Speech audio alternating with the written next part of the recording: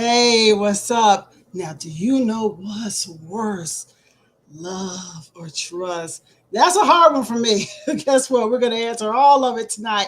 We live, y'all, here on Art Imitates Live, y'all. Let's go. I'm a filmmaker. I've worked in film, video, and television for over 30 years. I took a little break, but now I'm back.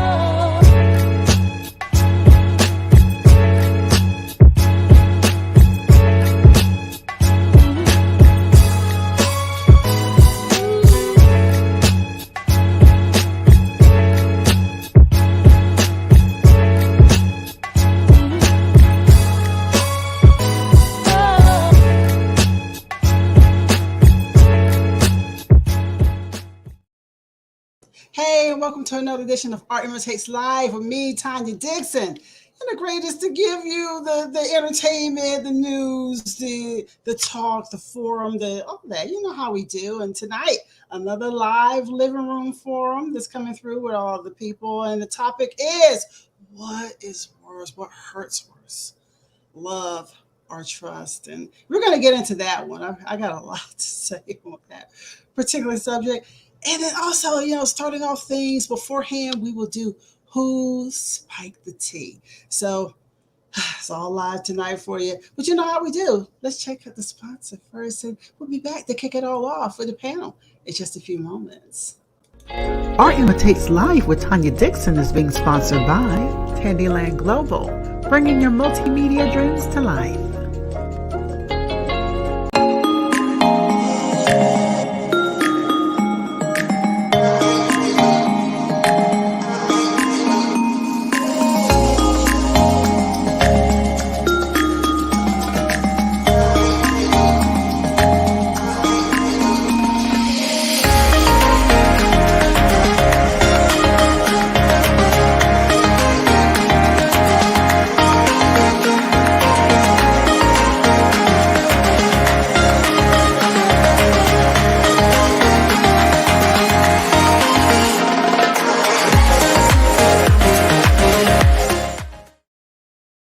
And we're back. Now, you almost caught me just now doing my selfie, for IG and Facebook. You know how we do that all the time. We even did it one week where I had the team participate and do their selfies as well. So that's what we do. But I just want to go ahead and bring in the team, the ones that are here. We still going to have people straggling and I guess throughout the night. So, okay, everyone, unmute yourselves and come on in the room. Hello. Hello. What's up? What's going on? I don't know. I'm trying to figure out where everybody is and what's going to be going on tonight. But as we always do, by the end, we're all like, so it'll be fine. Tashiba, you're still muted. So I saw your mouth moving. I said, she said it's I'm sorry, y'all. Hello, everybody. How you doing? Hi, fine. Well, you know what? We'll do what we always do and just everybody just talk about their week. Just how this week was to you. I'm trying not to cough because Rick thinks I have the cootie bugs or the other word, C word over here. But it's not it. It's what happens when you have the asthma and the air is pushing. And you can't breathe. Yeah, so the static. See, I can calm it down with some Moscato. I'm gonna let y'all know right now. That's what I'm gonna do tonight. So, Shannon, we'll start with you. How's your week? My week's amazing. I'm about to go on a 2-week getaway, pretty much, almost 2 weeks. And then when I come back on the 17th, I have an art show off of Urbay Street. Urbay, right? That's how you say it? Yeah. So that's coming out, or that's coming on the 17th. But this whole week, I've just been, as you know, because I missed the meeting, I've been trying to get all my crap together before I left. So I dropped my dogs off last night or yesterday in Sulphur Springs and came home and had an anxiety attack because I haven't been 24 hours without at least, I've only had one of my dogs gone and not both of them. And I've always had a dog or someone around when I go to travel. So it was really weird coming home to an empty nest and having babies here. Without the babies, I don't know what I do without my YouTube star. He hasn't walked in yet, but my YouTube star will be here in a few minutes. So, and I thought it was funny, Shannon. Shannon had her days mixed up. I did. And Shannon was about to be at the airport today. I was. Oh my God. I thought it was Friday. And it's like, no, it wasn't Friday at all. It's actually Saturday the 4th. I was like, Friday the 4th. I guess it was the 2 F's that got me. I was like, yeah. So your mind packed its bags for you. Right. Exactly. My mind was ready to go. I was already in Detroit with this man. My mind was ready to already be there. Well, you know, what's the way I said it just now? Y'all didn't catch it. My foo-foo. Y'all missed it. Yeah, y'all have missed it. So. Oh, good, Shannon. Of course, happy and safe travels to you. We'll talk to you about that again before the end of the show. Tashiba, what you got going on, Ladybug? I'm good. I have just been doing a lot of self-reflection this week and receiving a lot of confirmation and from some of the stuff that I've been meditating on. And I feel good. I feel nice. Good. Been manifesting a couple of things, and I'm pretty happy about that. So, all right. Yeah, I'm excited. Amen. That's wonderful. Thank you for being here. All right. Thank you for having me. Sure, no problem. Rickness, what you got going on? It wasn't me. Not too much. Just pondering on like some next pieces I'm gonna go ahead and execute. I got a whole stack of like 24 by 36 canvases, so I have my work cut out for me. And inspiration's been kicking in. Going to the lake with the missus. We just chilled out, vibed out, and we just did like a detox from everything for a little bit. You know, so that was a good refresher. Painted at the lake for the first time, so yeah, it was. Really? It was dope. It was real That's dope. Cute. Yeah. That's really cute.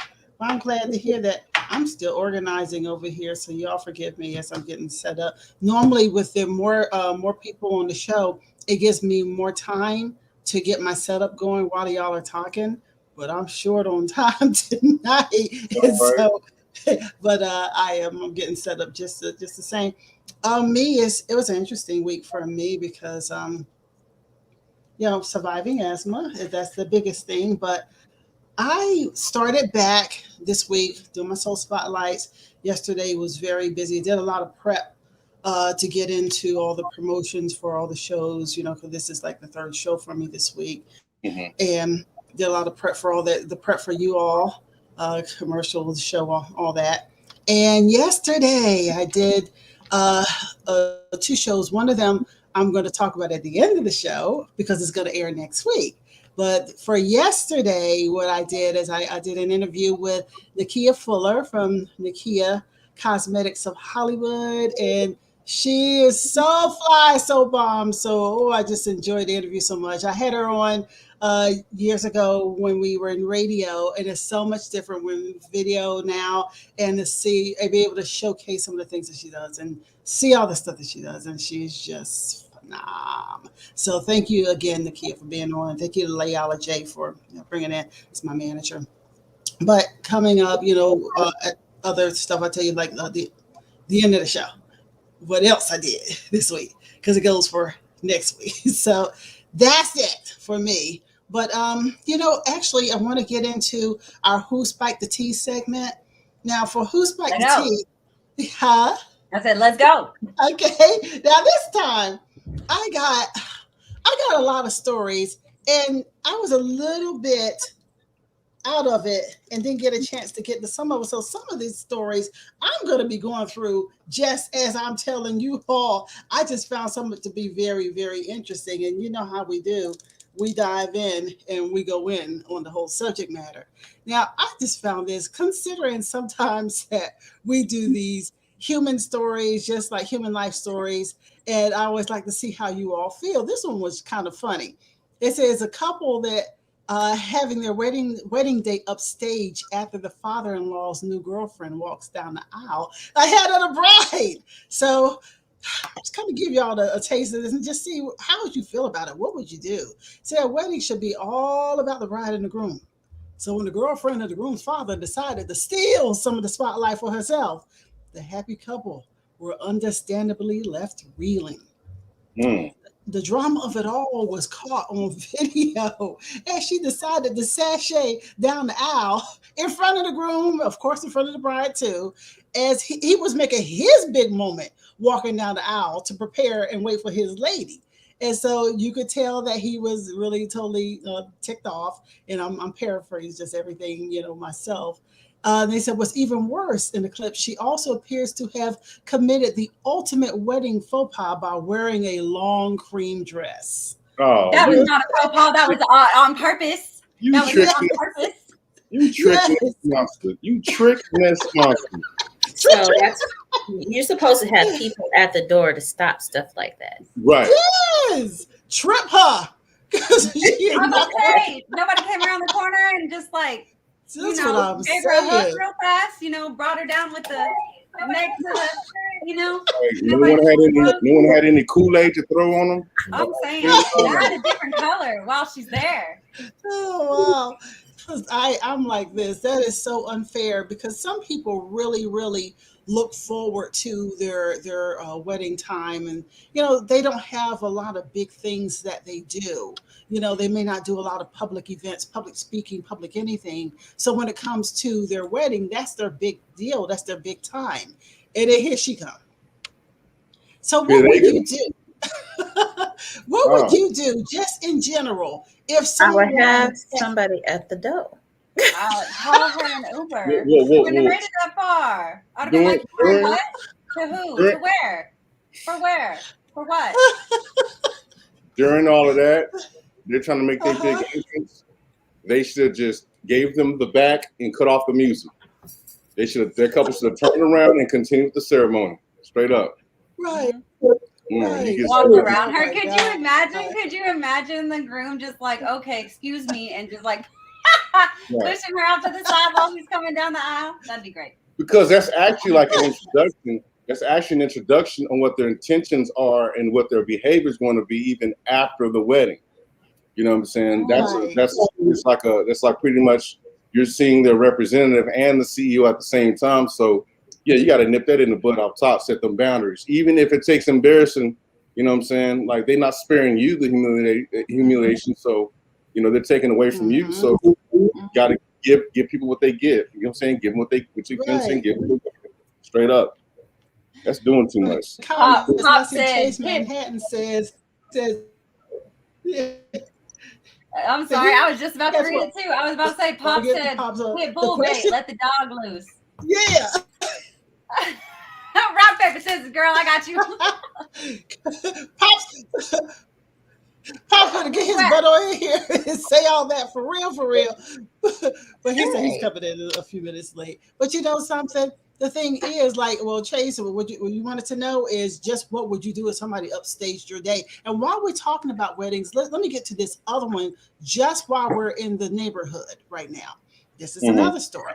A bride is fuming after her controlling mother-in-law demands that all her friends come to the wedding as she's paying for the bar. As she's paying for the what? For the bar. A bride was left shocked that her mother-in-law has demanded her friends be added to the small guest list because she's footing the bar bill.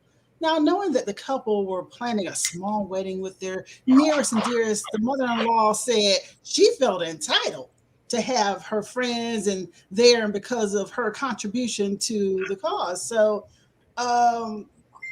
okay, the bride is annoyed with the mother-in-law and wants to invite her friends to their annoyed as the mother-in-law wants to invite her friends to their intimate wedding. Wow, so the mother-in-law wants to invite her own friends. I get that now.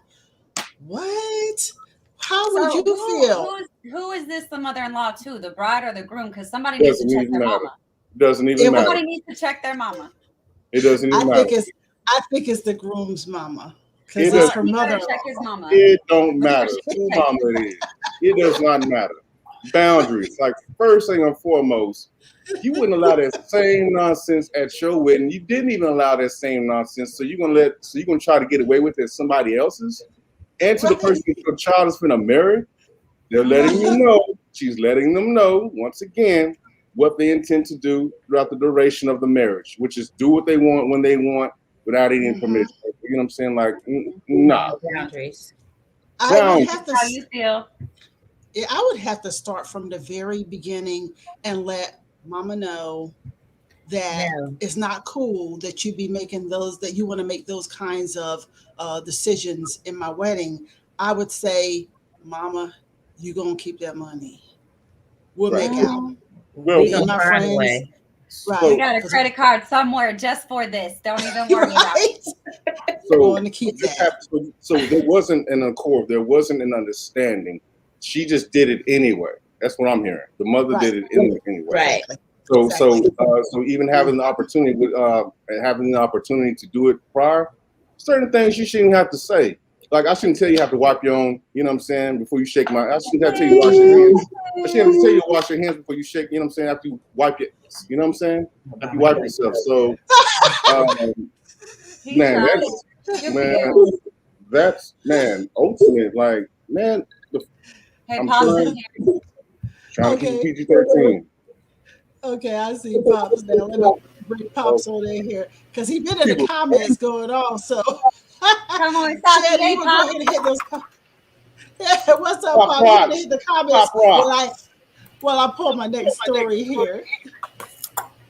My homeboy Darnell showed up and he said hey, and then he asked what was the question, and around that time Pops was like, pitbull bait, let the dog loose. And Tashiba answered him was, what would you do if someone upstaged you at your wedding? And Bernard said, no class. And I said, hell nah to the nah. And Bernard said, the mental ward is missing somebody. Well, look, these people, they got no home training. You know what I'm saying? They got no home training. Where the mom and dad? They should dig up the great-great-grandmama and granddaddy and slap them a couple times. No class whatsoever. You already knew he's slapping grands. He's slapping grands. What? He's slapping great-grands. He went past the grands. He was like... Oh my God. But you know what? They already knew they was crazy before that even happened. Right. Yeah. To me, that's too much. It wasn't if it was gonna happen. They was gonna like, when was the mic gonna drop anyway when these fools come through the door anyway? Because you know your crazy relative, you know that crazy uncle, that auntie that nobody wanna, and you gotta invite, because you don't invite them, they're gonna cut you the hell out.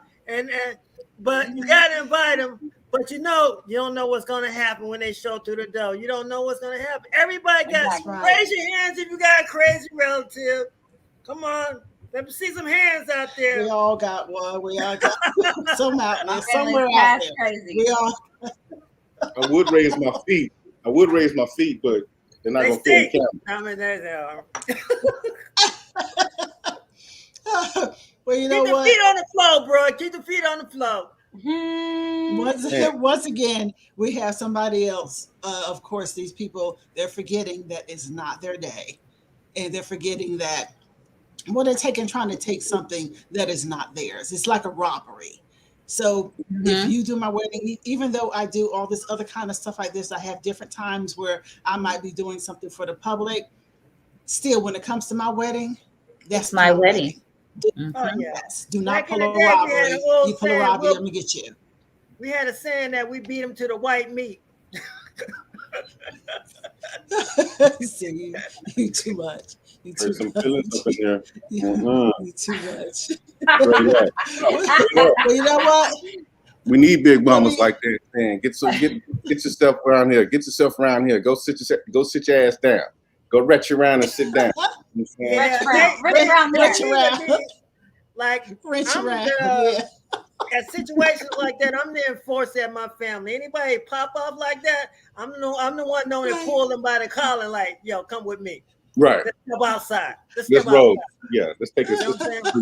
You need to enforce it in everybody's family. Somebody's going to tell the people the truth, but tell you like it is and put them in their place. People know what they're gonna do. People know what they're gonna do before they do it. They know exactly what they're doing before they do it. You know what I'm saying? Yeah. They just come. That raises the They're question. trying. That raises the question, would you rather her act up like that on your wedding so you already know what you're walking into and you can handle it? Or would you rather it wait until she talks mess to one of your kids and then your kids come home with a whole different story? You know what I mean? Man, if that was my wife, my heart would go out to my wife if that was my wedding day, because that's so special to a woman. Mm-hmm. That's like some women some women pick up their stuff when they're like teenagers and when they're in middle school. They know what they're going to wear. They're going to know what color they are. They know where they're going to have their wedding at. They know how tall their husband is. They know what color the unicorn is. They know what color panties they're going to wear. So that's a big day for that. And you can always keep away from your kids. Bridesmaids. Yeah, like remember the movie Bridesmaids? That's how it was in the movie. Yeah, I remember that. Oh yeah, oh yeah. It's a big day. It's a major day. They don't have bridezillas out there for nothing. She's lucky she wasn't a bridezilla though. Yeah, serve them some phoenix fish. Bridesmaids. You dig? Since you're about the bush, I'm gonna let you have some fish. You dig? Anyhow. But you know what? I want to go ahead to the next story. Now, I have been kind of watching this particular story to see, just curious as to what was going to happen and if anybody was actually going to do anything about this particular thing. I don't know if you have all heard about this before, but there were some students, and I'm going to read the title, but I'll go into the story. Students suspended after video showing racist acts involving a Black baby doll goes viral. And I don't know if you have heard the story, but I've been kind of following it for a little bit. So far, this is in Salinas, California, and this is from the local12.com and NEWSBREAK News, and shout out to NEWSBREAK for all the other stories too. At least 3 students were suspended, and now staff members are being investigated after images and videos surfaced last week of students at Salinas High School in California posing with and abusing a Black baby doll named Shaniqua. Of course they named her Shaniqua. Sorry, but of course. No, that was pretty trifling. They need to leave Shaniqua alone. They need to leave her alone. You know what I'm saying? Yeah. You gotta look at parents that like that. Kids. Well, hold on, before you go. Wait, let her finish. Let me give you a little bit more backstory. Group of students posted the images and the videos to an Instagram account called Shaniqua.shs, accompanied by racist captions. This is according to the Washington Post. Now, the account has been deleted, but the screenshots and recordings are still being shared online. The students and the parents packed the Salinas Union High School District Board meeting on Tuesday for 4 hours to talk about this whole thing. And to me, I just think it's absolutely crazy. I'm gonna give you a little bit more here. It says new facts have developed in the past 48 hours that require us to pursue more information. And this is what they're saying here at the board meeting. But I want to get to where I can tell you more. Oh, they don't have a lot in this particular. They don't have a lot in this article, but I can tell you they were doing all kinds of unspeakable things to the doll and making, of course, the racist comments, the N-word, everything to the doll when I read about it earlier in the week, because I read about it on a separate story. This is really just a follow-up story. And so now they have decided to suspend some of the students who I guess were recognized for the efforts of what they had performed in the whole action here. So now, Bernard, if you have some things you want to say from here. So I'm sorry, you have the floor. You have to look at the cause of that, because one time me and my sister brother went to one of my father's white co-workers' house, and it was, everybody was cool, but it was this little bitty girl. She's about 4 or 5 years old, and she said, "Look at the look at the ends, look at the ends, look at the ends, you know.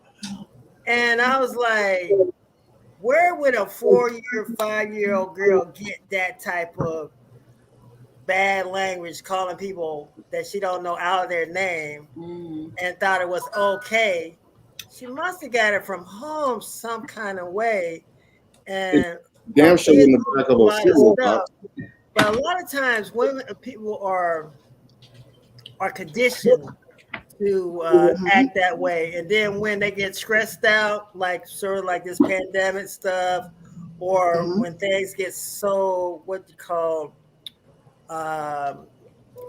strained, or people get so polarized that now they feel like it's okay because they've been looking at stuff like the adults and stuff, and in the news, and also in the YouTube, that there's so many little hate groups and shade groups. It's ridiculous. Now you're seeing it come back into fruition with the high school students. So there's an undercurrent going out there. There's more hate groups than there ever been on the face of the planet. And you think there will be less, but there are more. And that's the saying that racism is well and alive in the United States. And it's not just a ideology, that it's also is prevalent in the social construct of the United States of America. And first of all, they should investigate it, and at minimum, they probably should find expel whoever was involved with that. It's past expel. They should be getting charged with hate crimes. Yeah. Well, you got to find out what it's all about. You know, I always do the investigation first. Once you do the investigation, then you can make the determination like that.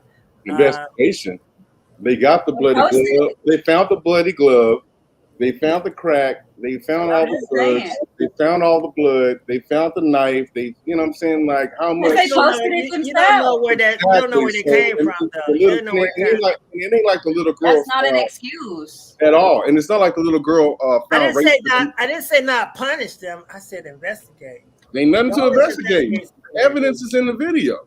It's like let me give you a little bit more here. I dug into the article, and I think I found a little bit older information. It says the Instagram account, there was photos that show markings on the doll that appear to be an ankle monitor bracelet drawn around the doll's ankle and scribble marks on the face. Yeah. And it was also posted on TikTok. And several students are seen stomping on the doll. And since the video was posted, students have come forward to share their experience with racism at this campus. And I see there's a picture here, and it says representing for real Shaniquas, and they have a bunch of dolls out there, and it's really sad. It was 27 of them. I don't know how many. I don't know. I'm reading what it came out. I just read it said it was 27. Okay. There's some. I'll be snatching my kids out of that school. Yeah. Straight up. Real. 27. That's. They damn sure didn't learn this. They didn't learn this from the back of a damn cereal box. They got this from the parents. The parents ain't correcting it. The parents ain't talking against it at all. They're they're actually suspension is a bad thing. They're training you to do that. Yeah, in this case, they need to be made prime example for, because they gotta send. There need to be a strong message sent throughout the nation that this is not going to be tolerated, and they might just be expelled indefinitely. From they need to go find some other type of schooling, because that should not be tolerated. They need they need a shrink. I didn't think that this is Los Angeles, right? I was just going to say that they should receive some type of mandatory counseling. Yeah. And not only this, but the entire family, because it's not going to help the family back to the same environment. And if the environment is found unsafe based on this racist rhetoric that's in the home, then the kids should be removed too. Right. Yeah, Sometimes, definitely. That's where I said where the investigation part come in and everything. Get to everybody. Don't just leave out 1, 2, get to 27. Get everybody who was involved. Exactly. Don't just use some people as an example, a few people as an example, and then throw the story away. Exactly. They've got to go in on this one a little bit harder, so they can see. real deep. As old folks used to say, they got to be shown that fat meat is greasy. So they need to. But I tell you what, and I tell you what, at least it was just a doll. That's for damn sure. At least it was just a doll. I mean, that's like the best you can do. You need a doll, so you need a doll to take it out on. An image of something that's described as sought as or symbolizes innocence, a black innocent child. You need to take it out on like something like that. That's the best you can do. That's pathetic and sad on your mental, sad on your part, sad on your whole character of your whole family. That's it's cowardice behavior. It's weakening the structure of humanity. They know exactly what they're doing because they allow it. Well, the great thing is that there's a lot of parents and a lot of people have stood up and said there needs to be accountability this time around. So they are fighting it and following up. And so hopefully we shall see some type of, result that happens from this, and it won't just go away. Because we know sometimes these type of stories, they get buried. That's why I kind of followed it for a moment, because I was hoping that it just would not go away. It's time for those Al Sharptons and those black so-called leaders in the community to step it up. Even the gay community, every community, everybody needs to step up. But we gonna but you know how they go. Pick and choose. You know what? They don't understand this. Black rights are human rights. When we get treated better, everybody gets treated better. Exactly. You know what I'm saying? When we got treated, white women got treated better. You understand what I'm saying? All kinds of other races get treated better. We formulated movements. We inspired movements across the globe through civil rights. And that's the way we did it. The bottom line, the only rights that we're really asking for at the end of the day are human rights. Right. That's the crazy part. That's the crazy part. Doesn't matter your significant contribution to the development of a civilization, and those that help you create that civilization, you want to treat them uncivilized. That's the sick part and the crazy part. You know what I'm saying? But that's neither here nor there, so to speak. But whatever. We shall follow this story, and we shall see what happens, because we need to see some results. So we will continue to follow this particular story.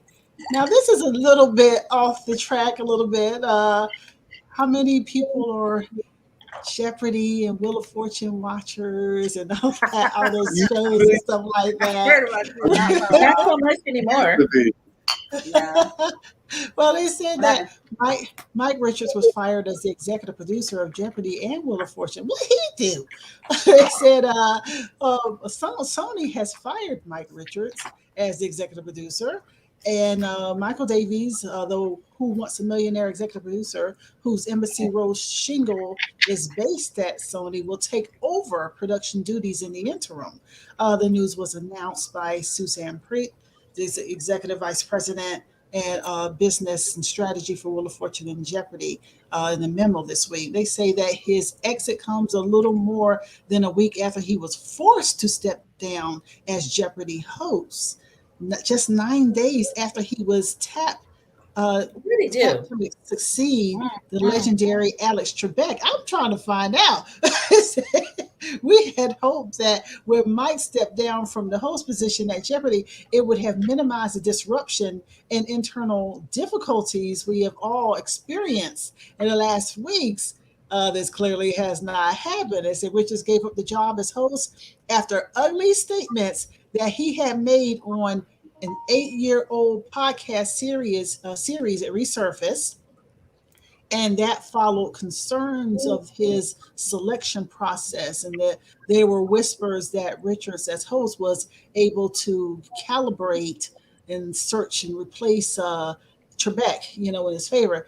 And as it also came following an unearthing of discrimination lawsuits that multiple models working at The Price is Right, which he had produced at the time, they had filed it in 2010 and 2011. So he was somewhere showing his ass.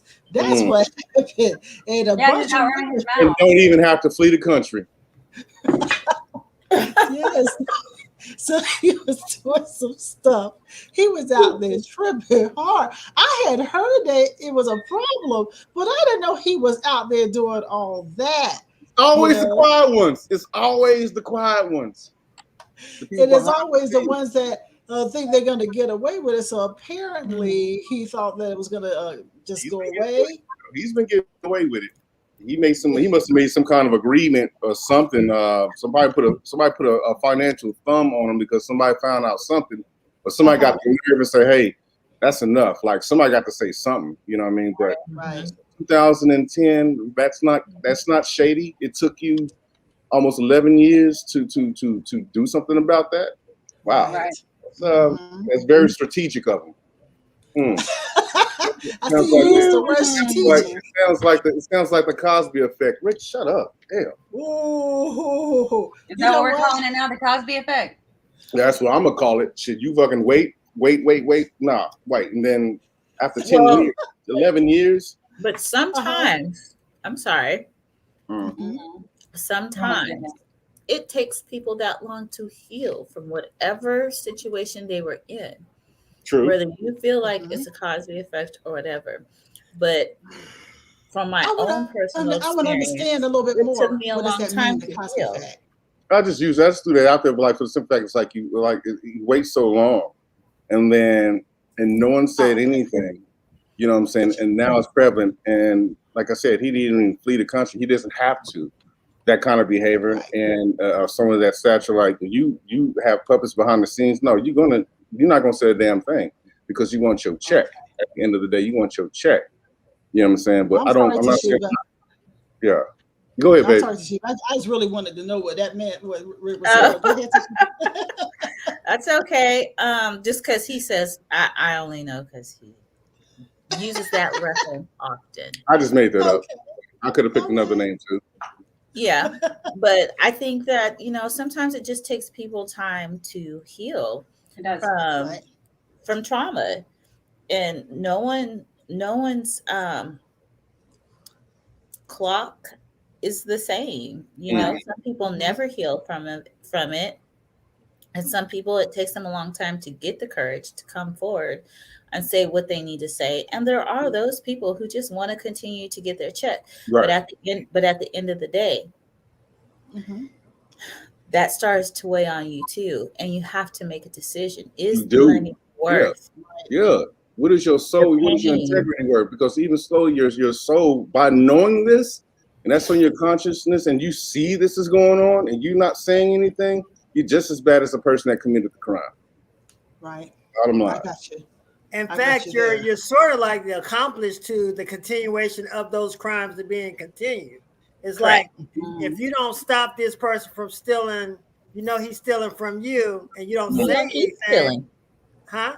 He gonna keep stealing. Right, he's gonna keep stealing. So you're like now you become an accomplice to that person because you're in. It's like the conspiracy. It's like the RICO Act. You all included. And you want to wait till it's too late, or when you find the side that you know what, I got enough money. I'm gonna go ahead and I'm tired of this behavior too. So you also you benefited from that behavior. Exactly. You are aware, and and you're not doing anything. Nah. Well, you know something? Because you get we're money. Gonna keep our, you get money by affiliating yourself with that brand. Yeah. And we're gonna keep our eyes on this story too. Yeah. To find out what happens, because I'm very curious. Will anything else come of it? Is he just being fired, or will those allegations, will they actually go somewhere? Let's just keep our eyes on this particular story.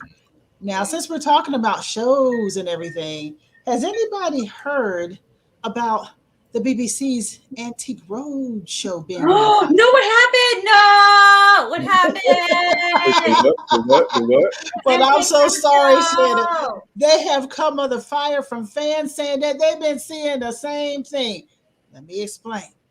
The BBC's Antique Roadshow is under fire as viewers point out the same thing. The antiques weren't the only thing that was old. Outraged viewers were quick to point out that the same thing happened on Sunday's episode as the Antique Roadshow.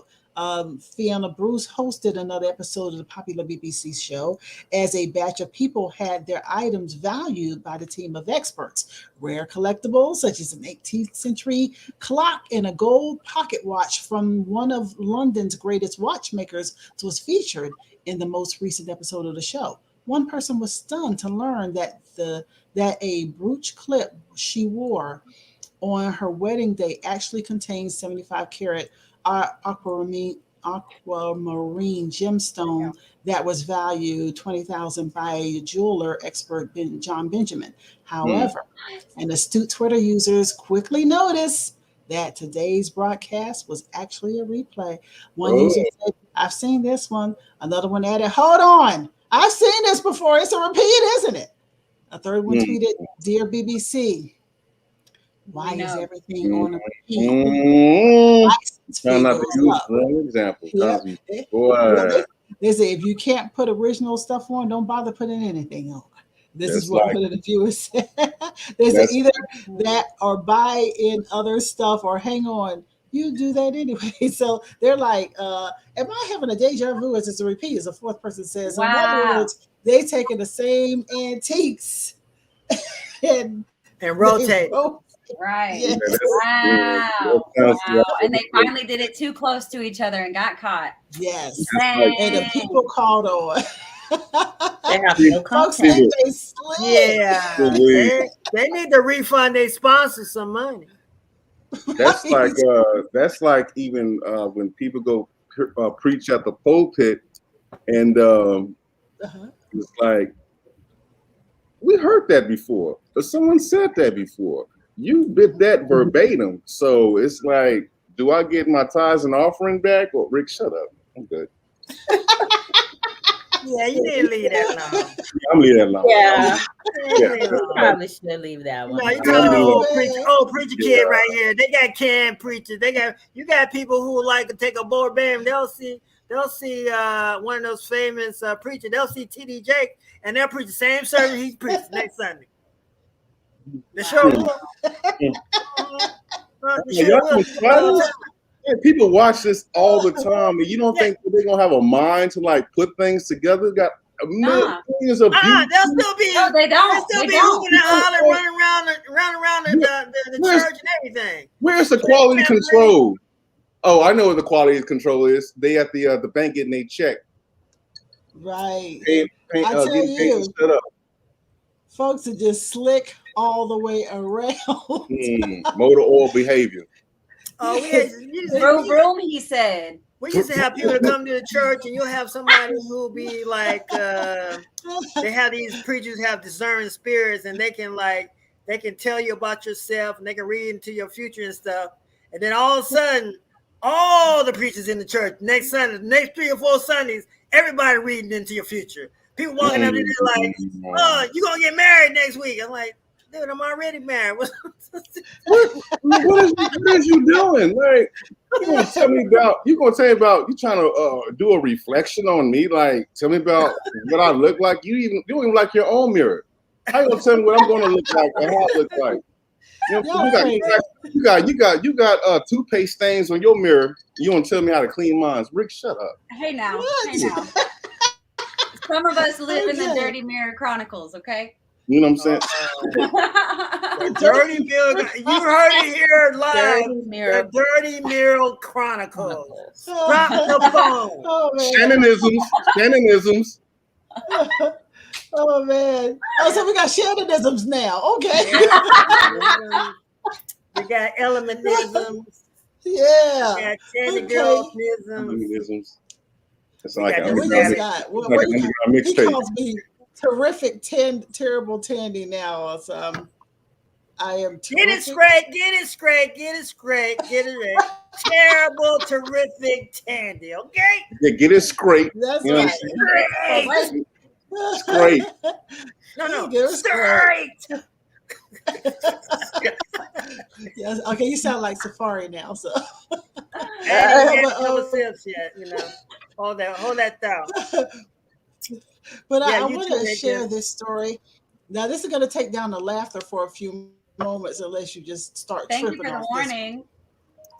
Yeah, I Yeah. like to give you all a little lead Mm. in on some of Oh these God. stories. Okay, check this out. An extreme threat. Uproar at Stanford over students' racist and violent social media posts. Shout out to CBSNews.com for this story. Thousands of Stanford students are calling for the expulsion of a classmate over a series of racist comments and violent posts on social media. On Monday, University President Mark Tessier-Levine called student Chase Vinci's post ugly and disturbing in a message that he sent campus-wide. Okay. But while the message was said that this president would address what has occurred and that there would be actions to ensure the safety of the community, it fell short of mentioning disciplinary actions. The university's response to Vinci's social media post has sparked an online change.org petition to have him expelled. Okay. Now, this is a quote from someone. For me, if they don't expel him, I don't feel safe going to school. This is what a sophomore student, Jordan McElroy, said. It is, someone popped in the way. Okay. It is me or him. It is him or us. And I'm leaning to consider another school for my undergraduate education. Now, this is what he's accused of doing.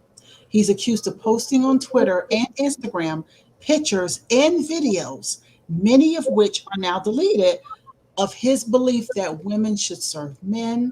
On Monday, he posted a picture of former Stanford student Brock Turner, who was convicted of sexually assaulting another student, with the caption, "A woman always gets what's coming to her." Yo, Vinci also, Men do too. but let me Men- tell you, Not All right. talking about men right now. Vinci I'm just- also photoshopped the black student's face onto a picture to make it appear as if she had been beheaded. Another picture showed a professor with red marks drawn on him next to a guillotine. He's become an extreme threat. This is what another student, Destiny Kelly, said. Um, and then it goes into more about this, what this cat has done. But before I go into anything there, I will tell you that there was a follow-up story that they have banned this cat, good. thankfully for the students, that they have banned him because of all the complaints of the students when the students were saying, like the student that said it's him or it's us. And I'm glad that they stood up for themselves. And it You didn't know, take so right. And so they said that Stanford is prohibiting Chaz Vinci, 23, from entering Stanford's campus or facilities. And the Stanford president has announced this in the Monday email. And they have denounced all of his stuff that he has done. And also, I'm happy that there was some action taken. But for you all, what would you do if you were in a situation and you had a person on the school campus who was behaving in that manner? What would you do? take the measure of recording and getting all the footage you need. And like, there shouldn't be like any process of getting someone expelled. It just should happen instantly based off that evidence right then and there. Right. Period. Do your work. Right. Don't shut up. You know what I'm saying? Because you shut up, you're shutting yourself out. You participating by saying nothing. The same thing goes. And I'm glad that this was handled immediately, because if they say nothing and these students pull out, the school's going to lose money. They're going to lose credibility and money. You know what I'm saying? And everything else. So yeah, I'm glad. And for him to make a comment, he said, "Women got it coming." Is that what he said? Yeah. Yeah. Well, guess Yeah, what, the other guy too. Well, guess what, man? You got it coming too. How about that? Right. I just look at it this way. I'm really glad that they took action before someone else decided to take action, because you get to a point where people are already tense and people are tired. And there could have been a situation where someone pulled their own vigilante move, and that's something that you have to recognize, because this is a tense time still, and people are tired of bull crap that someone could have taken this into their own hands and decided that they were going to remove him from the campus. Exactly. Put him in down in Texas, baby. Put him in an alternative learning. Put him in an alternative learning center. How about that? Amen. Right.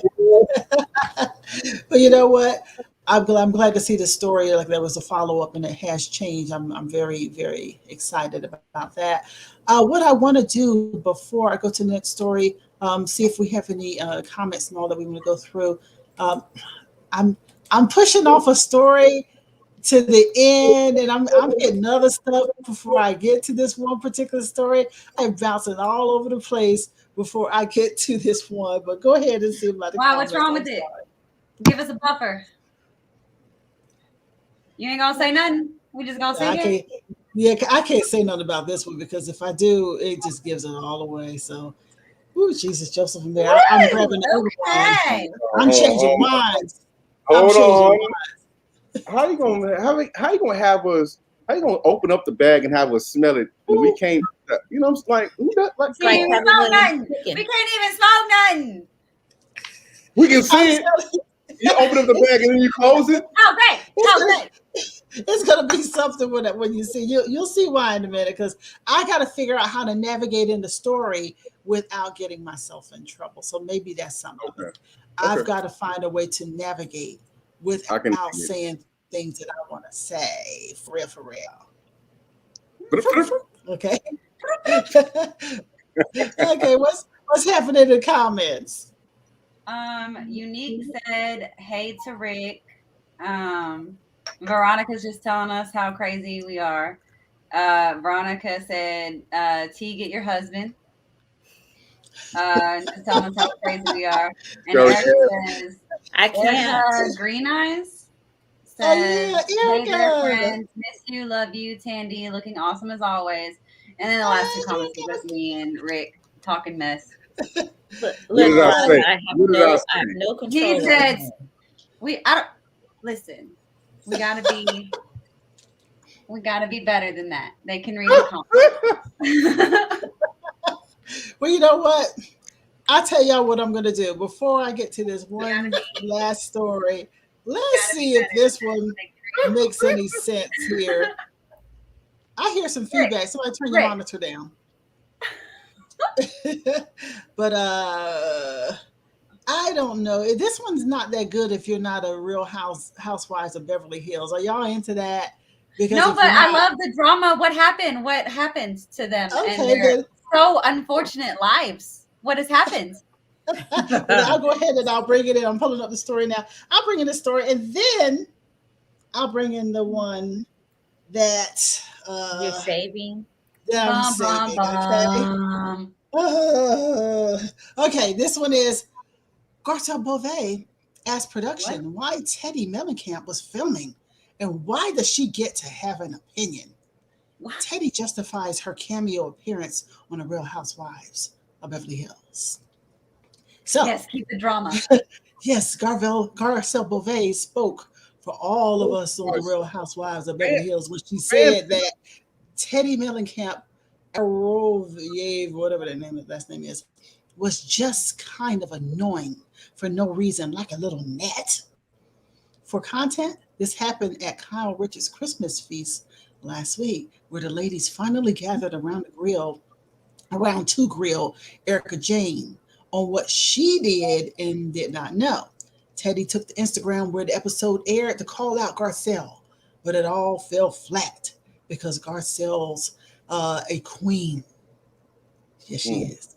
Now the two of them are feuding on Twitter. Their last feud started with a tweet from Queens of Bravo, where they said it revealed that Teddi's podcast that she overheard Garcelle tell production, why is she even here? And why does she get to have an opinion? Most fans are on Garcelle's side because Teddi is a faux accountability coach. who advocates questionable eating tactics. One fan quoted the tweet saying, "Iconic behavior," and Garcelle replied, "Well, that's not true," about the original story Teddy shared on the podcast. So if it's true, good on Garcelle for asking the producers valid questions. If it's not true, then Teddy's a liar face. Another fan replied, yes, and my thoughts actually exactly to Garcelle's comments, writing, "We really want it to be, though, like, really." Okay, so that's them beefing and rooted. I love their quotes. Their quotes are always my favorite. Liars hate though, like, really. Liars hate being challenged. Liars hate being challenged. That's for sure. Straight up. I'm really happy that they had their time in the sun where they can bring all that beef, because sometimes you might need a little break away from real stuff. And when people are beefing out there about crazy stuff, it does give you like a little break, a little mind breakaway from the realities of the real tough things out there. So sometimes that's why I watch those shows, just because we need a little something to pull us away. Y'all agree or not agree? Anybody watch any of those type of shows? What? We need to know. I kind of deal with the real world. Have drama too. This one right here. This way? Not avidly. Not avidly. I No, don't. not like it used to be. Not like I used to be glued to that TV. She used to, and I'm Right. like, I was I got to missing get my selfie. I almost Listen, forgot. I was a Bad Girls Club girl. I completely Glued to the understand. drama. Oh, yeah. All my to the sister. drama. and I'm sitting here, and I'm sitting here like Nick, like, you didn't watch Flavor of Love? Come on, Rick. Yes, I did. Come on, Rick.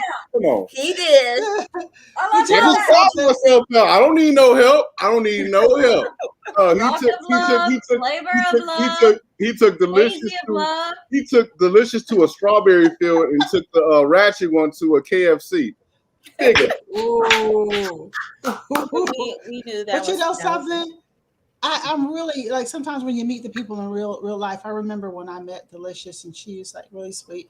I interviewed her and everything, and she was like really sweet person. You just don't know who you're dealing with when you see the people on the TV, because it's, we know that reality is so pushed really hard.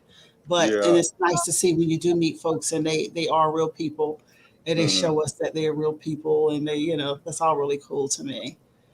But I mean, I have family members who have a reality show, and they will literally take things totally out of context. To make a point and stuff. And they were a great show, but the thing is, they were normal people, and they deal with stuff without all this bickering and fighting and throwing water or throwing drinks and stuff on each other, and they didn't invite their enemies to their parties or to go vacation with them and stuff like that. You need to have something to make the folks watch. But the thing is, the reality TV shows are not real, and if you think they're real, then you're just being caught up in the facade. You're being deceived, basically. It's like to me, it's like they push it really hard. They push it very hard to make sure that you're there, because really, if you really think about it, in the course of a 5-minute sitting, how many people say something that's so interesting that somebody wants to look at it on TV? I mean, I know we did on Our Imitates Life, because they watched our live when we were doing absolutely nothing. But y'all didn't catch that joke. Remember we had the test lives? In one form, it's another form. It's also another form of pimping too, because they don't get paid very well on these shows. Okay. On these reality shows, they're not making a big bucks. Yes.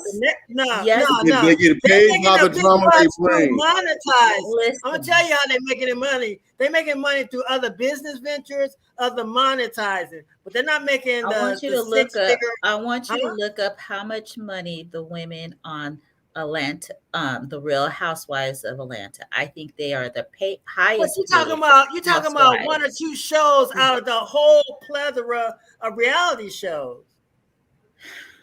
Yeah, they do. They're all not making that type of money. They do make all of the housewives are.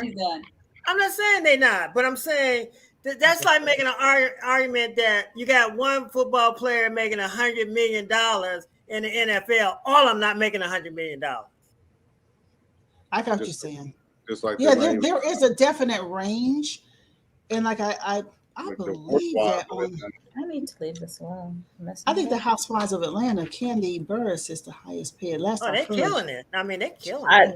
Yeah, I think she is too. It used to be Nene, but I don't know if she returned back to the show. Well, rest in peace to Greg. Husband. He died. He died. Cancer. No, not like Greg. He was cool. He was. Wow. Because I actually saw something on Bingeworthy and I meant to stop and look at it and I didn't stop and look. So yes, rest in peace to Greg Leaks. Yeah, that's sad. That is really sad. Yeah. Well, you know what? Let me get to this story that I have been avoiding at any cost. All right, now you'll see why I have been kind of avoiding this story. It's a little on the controversial side, and there's some major players here. Shout out to IBTimes.com. Yeah, this is some controversy. All right, and I can show you all on the after show whose side I'm on.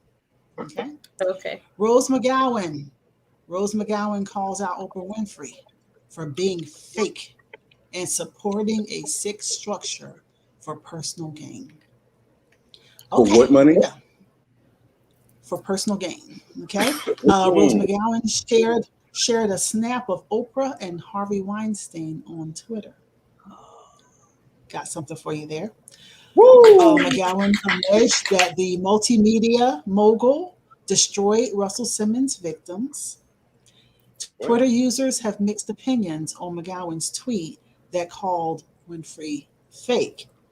Again, we know Rose McGowan was from Charmed, and she's been speaking out a lot over time as I guess a survivor of rape and all kinds of things that have happened to her while being in the entertainment industry.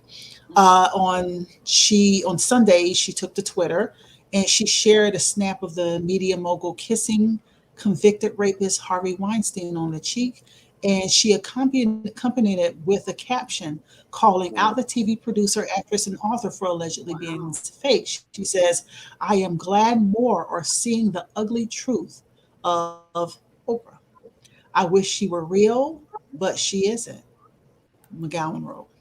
From being pals with Weinstein to abandoning and destroying Russell Simmons' victims, she is about supporting a sick power structure for personal gain. She is as fake as they come. #lizard. Now, the post received mixed responses. And several Twitter users slammed Winfrey following the Jawbreakers tweets, Jawbreaker Stars tweets. Any billionaire amassed that much wealth because of exploitation. Oprah is no different. Billionaires and wealth inequality shouldn't exist, is what one commented. And another one commented, no one who builds a billion-dollar empire is a decent person. Quality doesn't rise to the top in our system. You rise to the top by bulldozing anything and everyone in your path. Well, that's the thing. It's not our system. It's their system. And if you don't abide by it, you'll be buried underneath it. That's for sure. So if you don't agree with them, they're going to seek you out straight up. And it's thrown in our face. It's like, Tanya, we had conversations about this for a long time. And I didn't want to believe it. It's like, believing like things that went about in the hip hop industry during the days of Rap City in the 90s. The no more favorite decade of Rap City. Nonetheless, it's like when you start hearing things like, you start seeing a pattern and behaviors. It's like, man, you got to get over the fantasy. It is what it is. If it quacks, it walks. That's like a duck. All of that, you know what I'm saying? It is just accept it and move on. That's who they are. That's just who they are. There's a whole nother group of billionaires out there that you guys will never see. Yeah, you'll never see that. They're not out there. They're not out there. They're not in the news. They're not on CNN. They're not out there showing their lifestyles or nothing. It is what it is. We see a segment of billionaires who glamour at the limelight, and they the ones who are, they're corrupt and they're making underhand deals and stuff. But there's a lot of millionaires. There's like everyday millionaires. Like you can walk by one in your neighborhood and never know it. And there's also a lot of people, a lot of the real billionaires. You'll never see them at the Forbes 100 richest men in the world. You'll never see them on there because they'll never reveal what kind of money they make. So why do they? Why should they have to? You know what I'm saying? But they don't. But so it's not about why should they. It's not about why should they have to. Is why do they want you to see them there when a lot of them have been doing some really flippant things. And I'm going to give you a little bit of what I feel. But before we do, I see that we have Veronica in the comments. What's up, V? Margo Go is in the comments. How you doing, lady? What it is? She's saying hello to everyone. Yeah. But I really have to say this. I'll show you in the after show that Rose McGowan is she on point. Yeah. Yes, because pictures don't lie. Right. Is so They can. No. Pictures can lie. No, not these. I got too many of them. And don't give the out to the devil. Audience is gonna hate you talking about, well, when I show you in the after show. Because if I show it on the show right now, we might just get pulled right off of here. But because it's a little deep what I have to show you. It's a little deeper than the surface stuff. And it's a lot there, y'all. And that's why I was very apprehensive. And I really believe I'm going to go out on a limb and say this. It could be possible that this might be a launch of hearing more of these stories, and they're going to get deeper and deeper and deeper because there is a storm that is coming. I can't wait. Yes. I can't wait. Stay tuned for it. I am excited. Yeah, you and me both, man. I am excited and I am ready. I am absolutely excited and absolutely ready to see this storm occur. I think it is way overdue. All right. You know what we got to do? Because it is 10:21 and we have gone way past our time. And somebody's monitor is up a little bit and it is fighting me. So I'm going to air this particular thing right here because it may be the only time that we ever get to see it, because I noticed that my team is not airing this particular thing. So let me go ahead and air it for everyone. Here we go.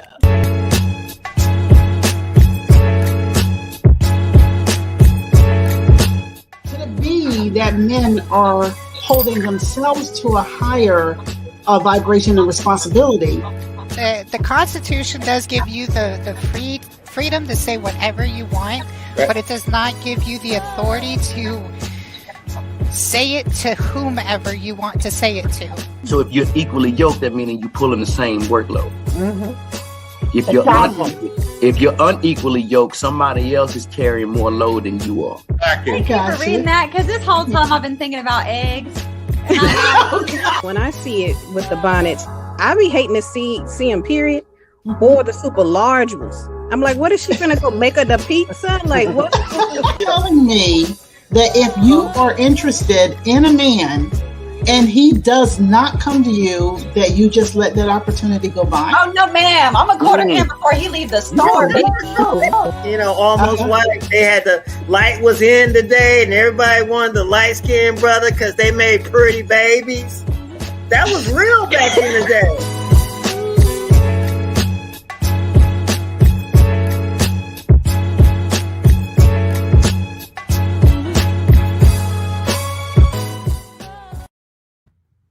Well, I let her. Really? You gotta put in the part about the eggs. You gotta put in the part about the eggs. That was just the highlight. Girl, you gotta yoke up, baby. Yoke up.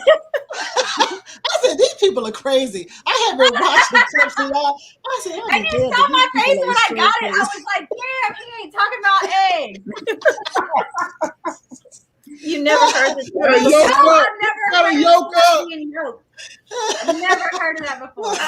You haven't read your Bible, you know, the Sadducees and That's the true. Pharisees. No. You know. Yeah. Well, I tell you, It's in there. that is the commercial for Our Imitates Life, the living room. And so you all make sure. Can I please get the public to ask the host of the show to please post the video and the commercial out to the public so that they can share it to the public too. Yes. This is called public shaming. Y'all, please do that. Okay, here's opening so that we can go into the living room. Let's go.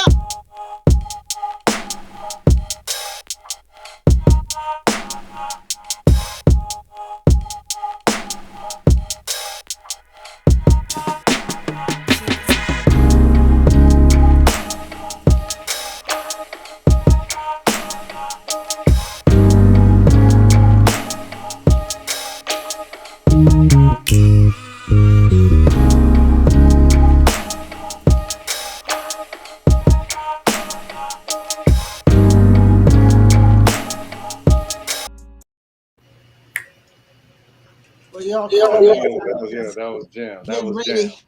Oh, it's over. Oh, my bad. It was definitely jelly. Definitely jam. Yeah, so we're ready for the living room. Tonight's topic is. Before we move on, Margo says, speaking of Rose McGowan, she says, I think she's at a point of being real with herself and doesn't care. Rose McGowan had a bout with cancer and doesn't mind speaking up. Dr. Sebi mentioned Oprah and a few others not supporting his mission. Yes. Because when it comes to Dr. Sebi, right, Dr. Sebi was trying to heal the body. Yeah. And we know that the lady in question is a part of what they call the Good Club. And the Good Club are the members that were band together to kill the body. And we shall talk about that as time progresses. Because as time progresses and the storm comes, then we could talk about why we have been in our homes and wearing face diapers and stuff like that.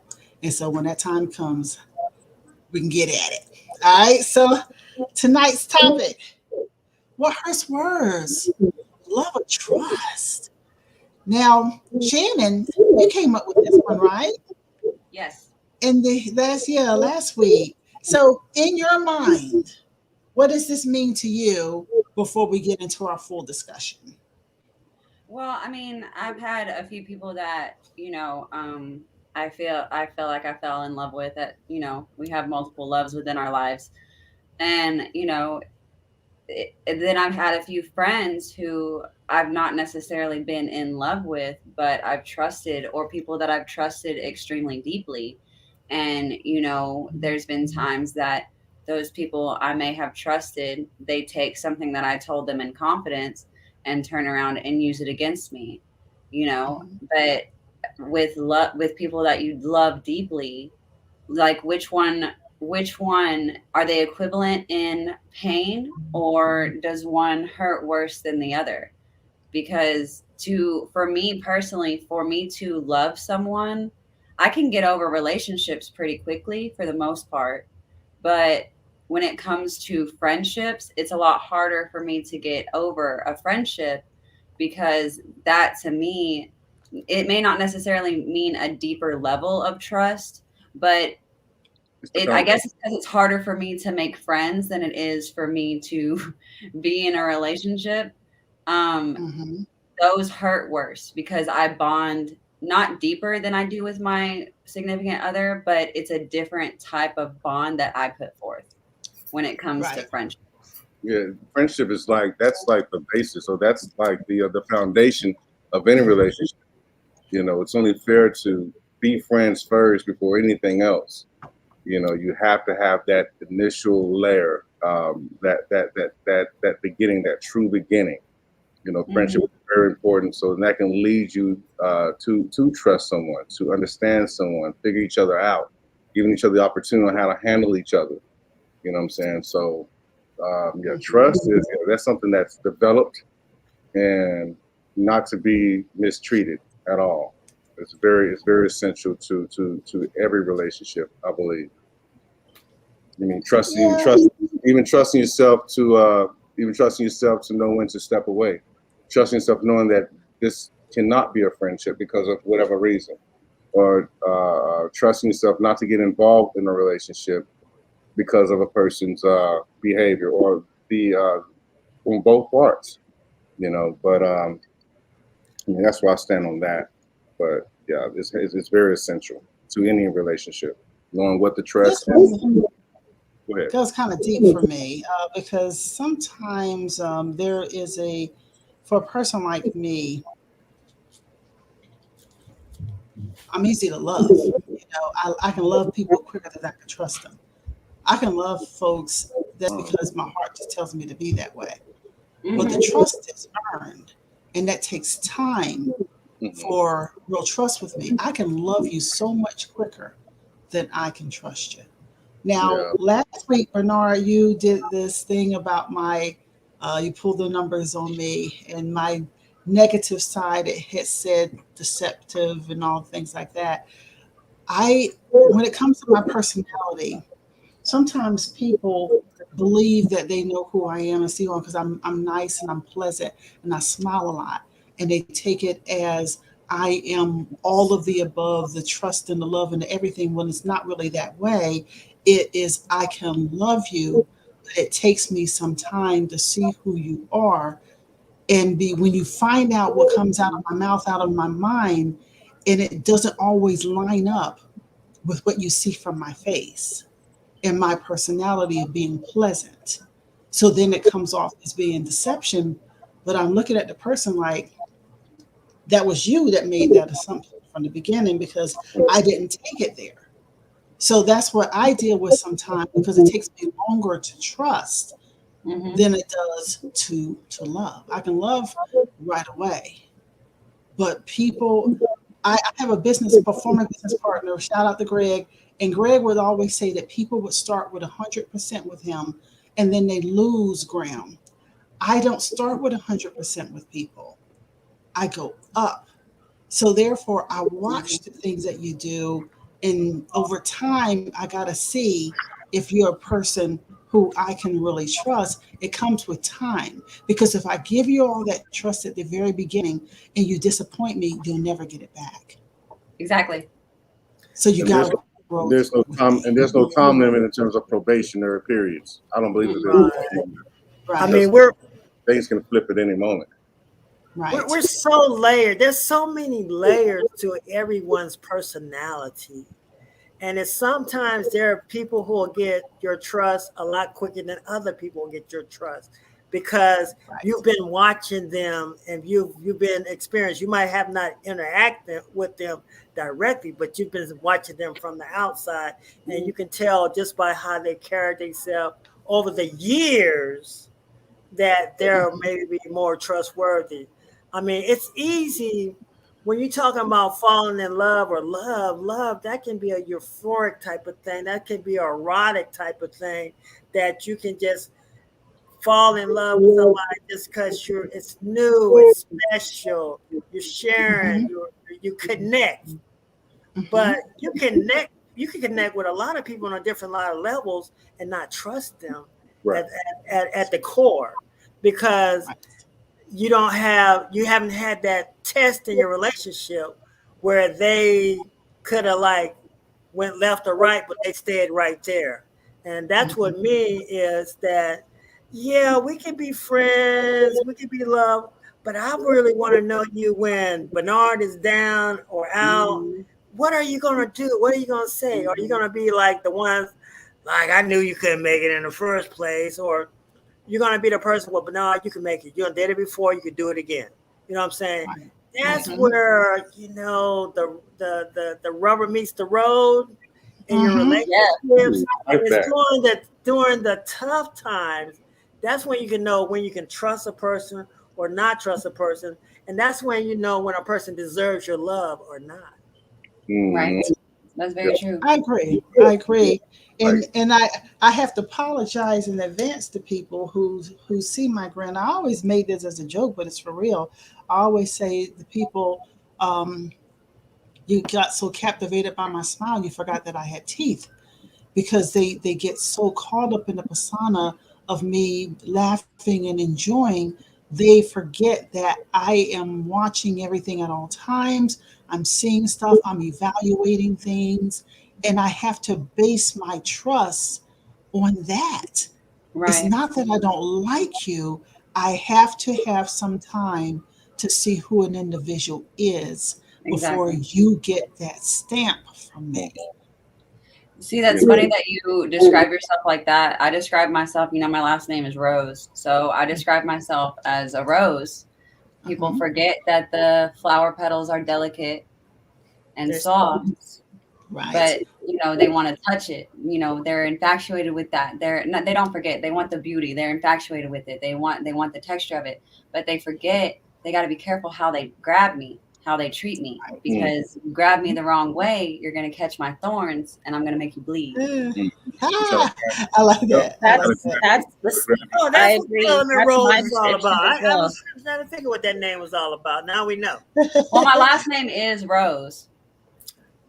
Right. So, we know. Well, can we do? I'm just playing, baby. I'm just playing. Can we? You know me. I'm naive, so I'm gonna be like, you need what? What don't you understand? Let me.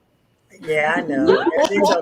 And even in trust, in like the development of friendship, when someone is even willing to pull you up with a broken arm, that should let you know how far they're willing to go, even when it pains and hurts them, knowing that they just got stitches. But they need that strength they want to share with you to pull you to where you are supposed to be, or at least close to it. That should let you know. Also, I'd like to mention, also, it lets me know, trust me, when you call me on my stuff. Mm-hmm. Yeah. I can trust you. Be accountable. I can trust you. Right. You're going to call it like it is. You're not going to just say stuff when you know I'm messing up. I'm about to fall. I'm about to walk off that cliff, and you ain't gonna say nothing. Right, but as long as it's coming from the right place. Yeah, it's coming from a place of love. Yeah, because a lot of people. I don't care if it's coming from the right place. If I'm going across that cliff, I want you to stop me. Well, yeah. Stop you from going But when they stop you, that's another thing. When they stop you from going to that cliff and then make fun of you for even getting close to it. Like I said, as long as it's coming from the right place, because people make fun of your situation. They'll make fun of it. They'll use that us old black folks, we play the dozen, we make fun of each other all the damn time. That's from the right place, though. As long as it's from the right place. Because I do the dozens all day. You know what I'm saying? Yeah. But it's like, oh, that's why your mama got cancer. Like, whoa, hold up. Wait. No. You don't we edit that out. No. That's what I'm saying. People will take it to that extent. They will take it to that extent. You don't know me like that. That's real hard. I never know that. That's hard. You can't talk to my mama. So now you want to get real Seymour, huh? Can we check the chat real quick, because our chat is going tonight. We got our folks in the chat, and then we'll come back and finish the discussion.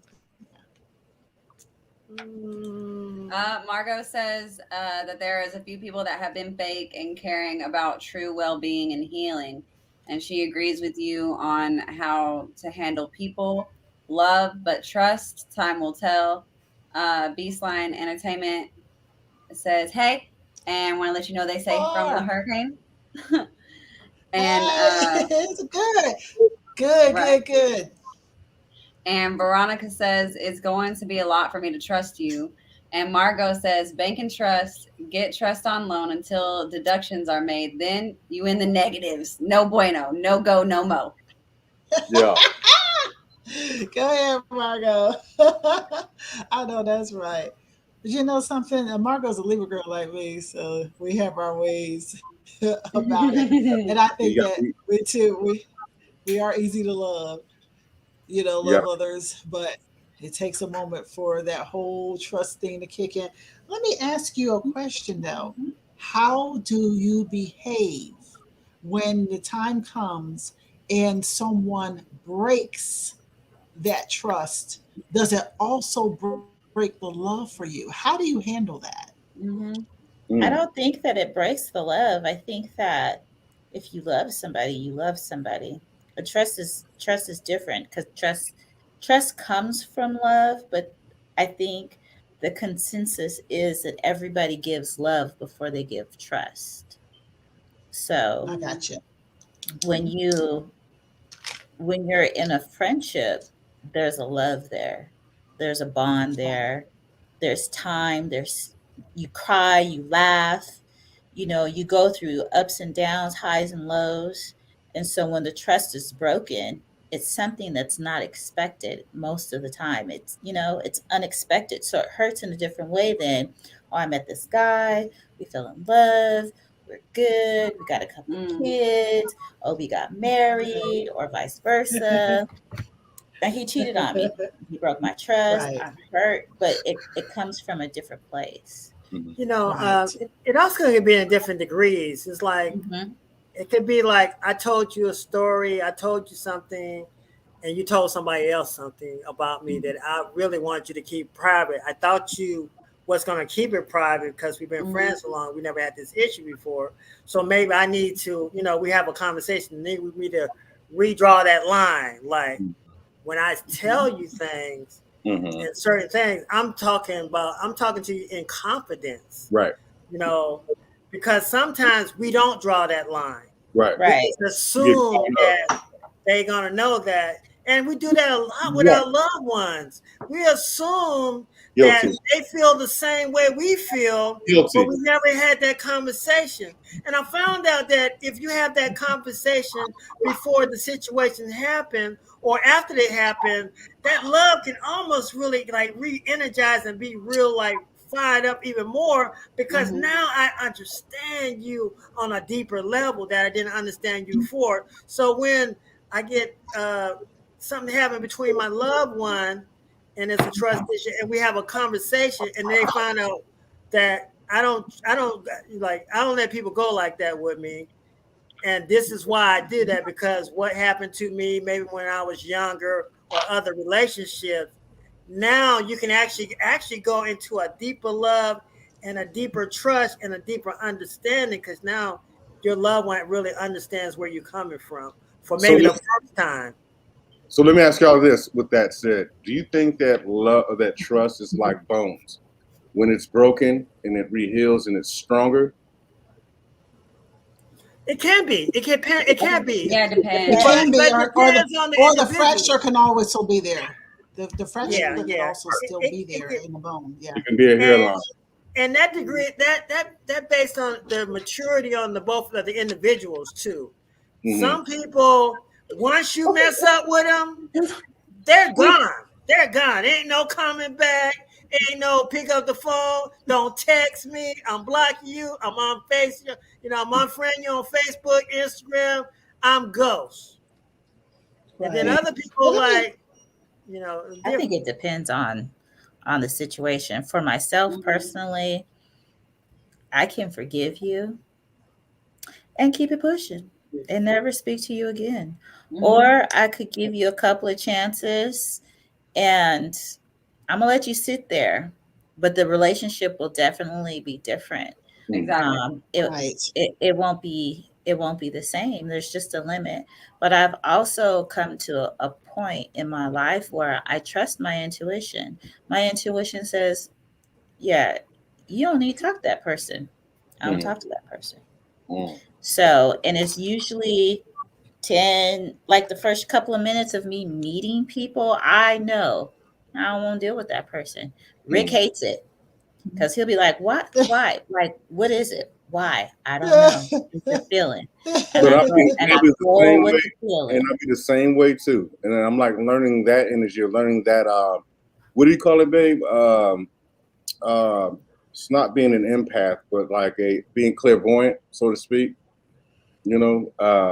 Seeing behaviors. Some people just have it like that. They just know that off the bat, nah, I'm good. You stay over there. And I'm like, I don't understand. But the longer like I'm with someone like my wife, it's like, okay, I see what you're saying. I see what you're saying. You've been telling me this about this kind of behavior before. You know what I'm saying? So it's up to you to receive it, because that's also a gift. Being able to have that, I want to say, spiritual discernment, or just trust discernment, or whatever discernment you want to call it. Yeah. So yeah, it's you pick up on their vibrations. You know what I'm saying? I don't even have to have a conversation with you. But if you walk in the room with me, you walk up in the room, my third eye opens up. It's just a feeling. You just know. You just like, yeah. I think it's higher than feeling. I think it's greater than no, it's higher than that. It's definitely higher than that. Yeah, you can definitely smell them coming. But let me just say this: what I honestly feel. I know for me, I am. I don't want to say I'm broken or damaged or anything like that. I haven't gotten it out of my mind, the horrible things that have happened from friends. It's more detrimental to me when a friend betrays me than a relationship. And I wasn't watching. And yes, I wasn't watching, and I have had friends do some horrific things to me. So I am very careful in my life these days. I am very careful not to walk down those same roads again. And so I protect me to not do that. And sometimes my movement may not be seen as good to the next person, but I have to protect myself because I didn't before. And I got burned. So what do you do? Like, I'm really bad about like being infatuated with someone and seeing all their highlights. And then when I see the red flags, I'm like, that might have been like orange. I don't think that was a full red flag. Yeah, I've done that too. Also, when we're dealing with, betrayal, or when we've been hurting, I think we have to go to a place where we can be healed at too. And I think you need to seek healing. I think so many, especially in the Black community, going to see a therapist or something like that when a traumatic thing happened to you, it's like they just like, suck it up, Right. But you need that healing. The healing is a process. And if you never go through the process of doing your healing, you can never look at everybody at that level playing that you had before that, because now you're tinted. You see things with a tint on them versus before you can see things with clarity, because one person might do something and they're vindictive and they're evil, or they're really like not your friend. And a person can do that because another person can do the same thing and they just had a stupid moment, So I think I can understand. The heart of the person, when you know the heart of the person, then you know how to deal with them, And it depends on how long the friendship has been too. Because after so long, like if they're still showing these patterns of behavior, like obviously that person is a snake, But it's for me, like, especially because I have such problem like making female friends. When it comes to female relationships, especially like female friendships, those bother me so much more than any like aside from the most recent one, any relationship aside from that, like female fallouts with me are the ones that really mess me up. I feel you. And I tell you, honestly, I can deal with a female fallout, and I can actually recover and come back if I feel like you are being honorable with me. If I feel like you're being honest and honorable with me, I can come back. But I had a friend. She was my bestie. We rode together, boy. And remember, I told y'all, that heifer had my car repoed. That heifer caused me to lose all my stuff. Oh, I remember that. Yes. And I learned from that. What I learned is I was not careful. I gave her a blind trust because she was my bestie. I turned my head. I heard her saying different things that she was doing to her ex-husband and a boyfriend. I turned my head just thinking she was my bestie. Yes, I had the same situation. Yeah, she cut my throat. Yeah. Yeah, what they do to others, they will do to you. It's just a matter of time. It's almost like the story about the turtle and the scorpion.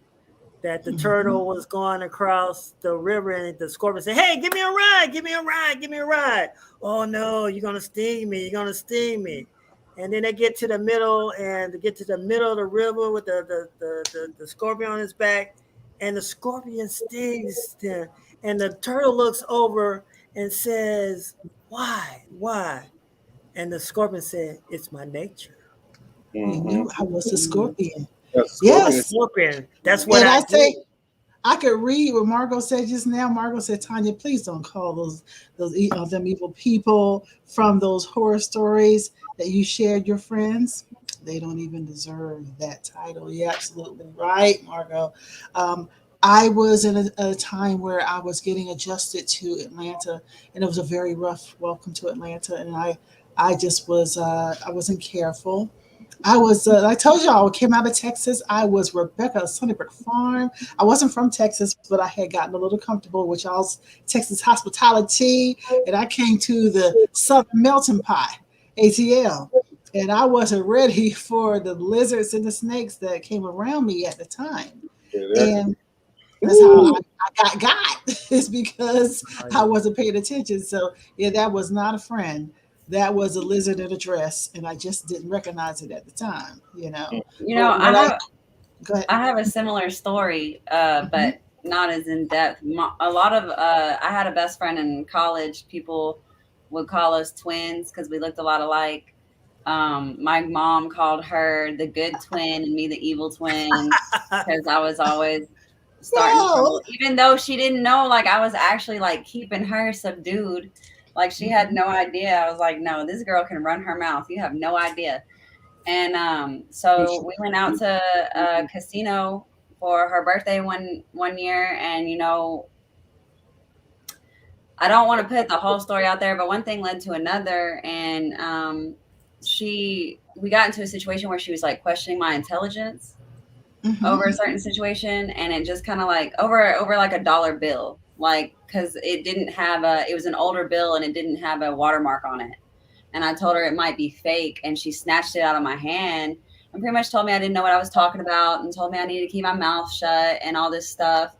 And anyone who knows me knows I have DID, which is a dissociative identity disorder. So like when I get into, I have a couple of other people that live up here. They're all me, but they're just different ages.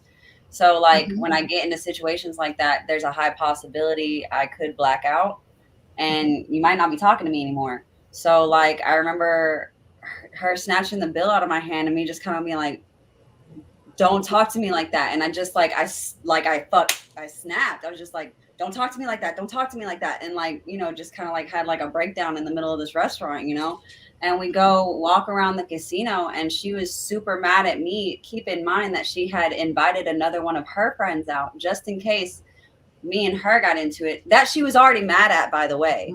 Just in case me and her got into it, she could go make up with that friend and be chill with her, right? Tashiba already know. So like I was walking around the casino with them, I'm pissed because like one thing that gets under my skin the most, and I don't know if it's because being a woman, we're always told that we're like dumber than men when we're growing up, especially in the South, but it really gets under my skin for someone, or maybe it's because I'm an artist and people think we're stupid, but like it really gets under my skin for people to question my intelligence. So I'm walking around the casino like this and she turns around to me and goes, "You can go back to the hotel room if you want to. You don't have to be there." And I was like, all you had to say was a word, baby. And I left. I went up to the hotel room and stayed by myself. I would have went all the way home if it wasn't for the fact that she drove me. Okay. So I was STUCK completely. So, and like, I never thought like she would speak to me in that manner because, we would like tee hee ha ha about other people, and like make jokes and stuff about other people. So I'm like, no, she knows like, but you want to think like they know not to step on your toes because they know you so well. But you have to remember that the same behavior they have with you, they have that same behavior with somebody else. Right. So if it's questionable when you're hee-heeing and ha-ha, they doing the hee-hee and ha-ha with somebody else too. Right. So you're not And I wasn't looking at not that. exempt. Right. And there were red flags with her. Like when she married her husband, you know, so we used to do this thing where we would give each other like little Disney things, because our inside joke was I was Belle from Beauty and the Beast and she was Sleeping Beauty, because every time we hung out she was asleep like that, right? So like she had all these stuffed animals and stuff that she has in a chair in her living room, and she would like yell at her husband to reorganize them. Like that was one of his responsibilities, was to reorganize her stuffed animals that sat in the living room. So, I mean, like there were plenty of red flags to be like, wow. And what really broke it was we were driving home and she was like, I'll tell you like I tell the kids I babysit, you need to use your words. And I was like, if you weren't driving right now, girl, if you were not driving right now, I promise every hand I had would have been yours. Every hand I had. Yeah. That's how I looked at her. I was like, you better thank God you're driving right now. Right. Just get me home. I think the lesson to be really learned from that is that if you really pay attention to your loved ones and you really pay attention to your friends, they will give you all the signs that you want to get. You need to make an assessment of your friendship, your loveship, your partnership, your businessship, and all that. I think a lot of times we want to be loved so bad. We want to be accepted so bad that we overlook people when we find a connected with anybody, and then we overlook a lot of their stuff because we want that companionship, that friendship. I agree. And then we won't do the hard work. We won't check them like we should have checked them, and they might have had a chance to be our real friend if we had checked them. But we don't have to get the opportunity. Because then when they bite us, then we say, "Oh, what's that taking Tashiba?" I don't know. It was a mom. We all stopped. I was like, "What was that?" It was a mom. You got bats in the house? You ain't got bats over there, do you? I got spirit. I don't know. There's quite a few spirits to walk around here. Rickness. Yeah. Well, you know. But right here. Let's just get back to it. You know, we have to be, when you say you woke and you're aware, you need to be really awoke and aware of what, and you have to be really in the presence. You also got to be like reassessing relationships. And sometimes when you have conversation, you have a meeting, after that, you talk to people, you might need to come home and really assess, like, do I need to be hanging around this person? How does this person take me to where I need to go or where I'm going? Are they somebody here for a season, or are they just for a minute? If they're here for a week, 2 weeks, a lifetime, or what? Because everybody is in your life for a reason, and that is a lesson to be learned. But everybody is not everybody's not going to be at your deathbed. Right. And that's something that I have really learned, and I'm trying to be better about assessing that as I move forward and get rid of the feelings of distrust that I have. But I don't know, I have some skeletons definitely there, and they do still kind of shape what I might think when I'm dealing with people. I gotta let some of that go, absolutely. You do. And then I don't like also when I'm around people who their personality changes. If I'm around a girlfriend, I've talked about this before when Bola was on one time, and I'm around a girlfriend and her whole personality changes when a man walks in the door and a guy is involved. That bothers me too. When the penis enters the room and you lose yourself, I don't consider that to be a sign of maturity. I don't want to deal with that. I just don't. Well, you guys are very competitive socially. Women are very competitive. Infamous words of Andrew Dice Clay. But you know that men are competitive, like on a business level and a sports level. But women are very competitive socially, especially when it comes to men. They're very competitive, And you have to question your friends, question your friendship. When they do You something crazy or something like out of sorts, you got to question your friends. I question my friends all the time. And if I they have don't a come up friend. with the right answer, Men do the same thing. I They seen do. cats. I seen cats like but they. I'm gonna call you out on it though. You know what I'm saying? You know what I'm saying? No, cats do the same thing. Like, and these cats turn into kittens when the lioness walks into the room. Like, they'll switch it up. You know what I'm saying? Hey, use someone like as an example, like an object of ridicule. Like a girl comes at the table, something like that, or just walks into the vicinity. They want to switch up to the dap to a slap. Like, bro, you okay? I guess you haven't smelt enough. You haven't smelt any fingers enough.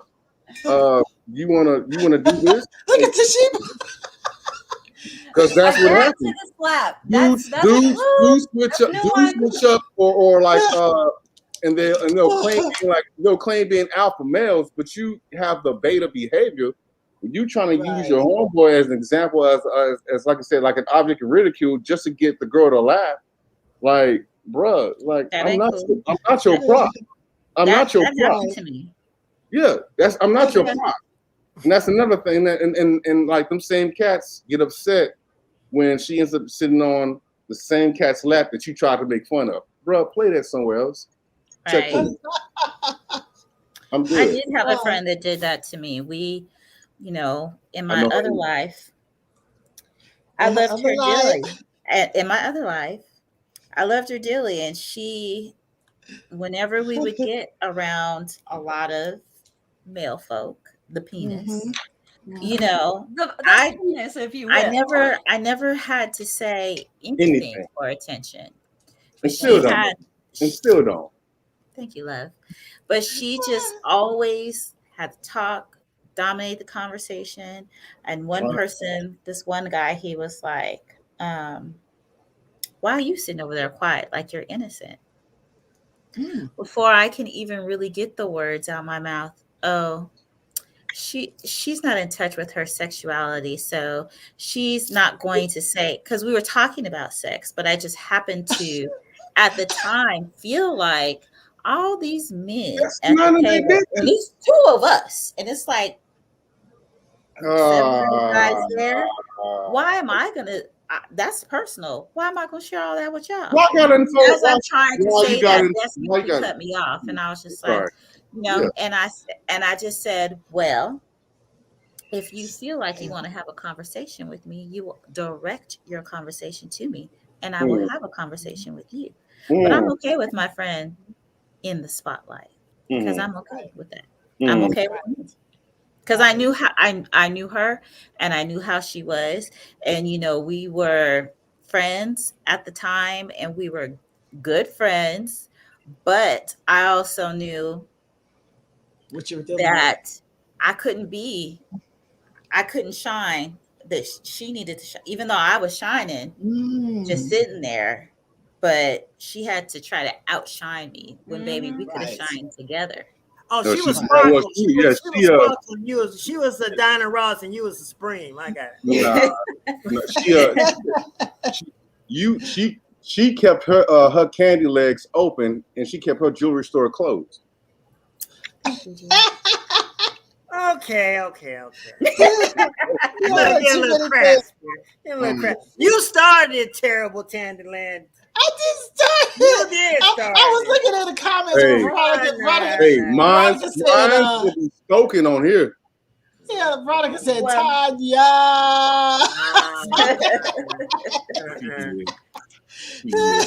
You're lucky you're not over here. I'll make you go in the corner, girl.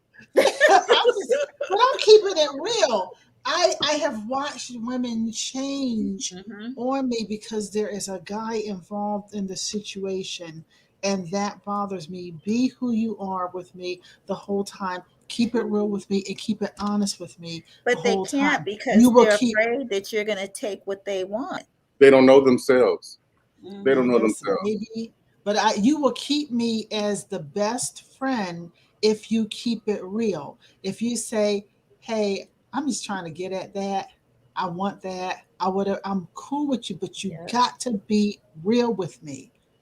and I can be real with you. And not deal with your insecurities. Right. You know, that's just a lack of mentality. You know, when we come from a place of lack, then we figure that we got to put all our eggs in a basket right now, instead of being like cordial or being a real friend to someone. We will step on their toes because we so need this to happen, because we lack what we really need. That's to come from a really place of insecurity, because you know, you might give up the cookie, but she might end up having a husband. Facts. Right. So it is what it is. So you know what we're going to do? Let's jump over. And I saw, because you know what we like to do, we always like to give people some type of advice in this whole situation, so that when they run into these type of things, that they can have a little something to go off. Now, I found this article from Huffington Post, HuffPost, so HuffPost.com. It says, trust versus love. 7 truths to why trust is more valuable than love. That's interesting to me. So I said, wait, let's see what happens in this. And as we talked here and we talked tonight, like Tashiba has said also, it sounds like everybody is quicker to love, but has a little bit different, level of how to trust people, and the process, not just level, but the process of how to trust people and how you lose trust and all that too. So with this number 1, it says trust is the foundation of love. If you don't trust a person, how can you love them? I'm not sure if I believe that, but trust precedes love. We can only truly love someone that we can trust. Trust is something that is earned through actions. It is the sense of security that allows both parties to expose themselves fully without any judgments or fears.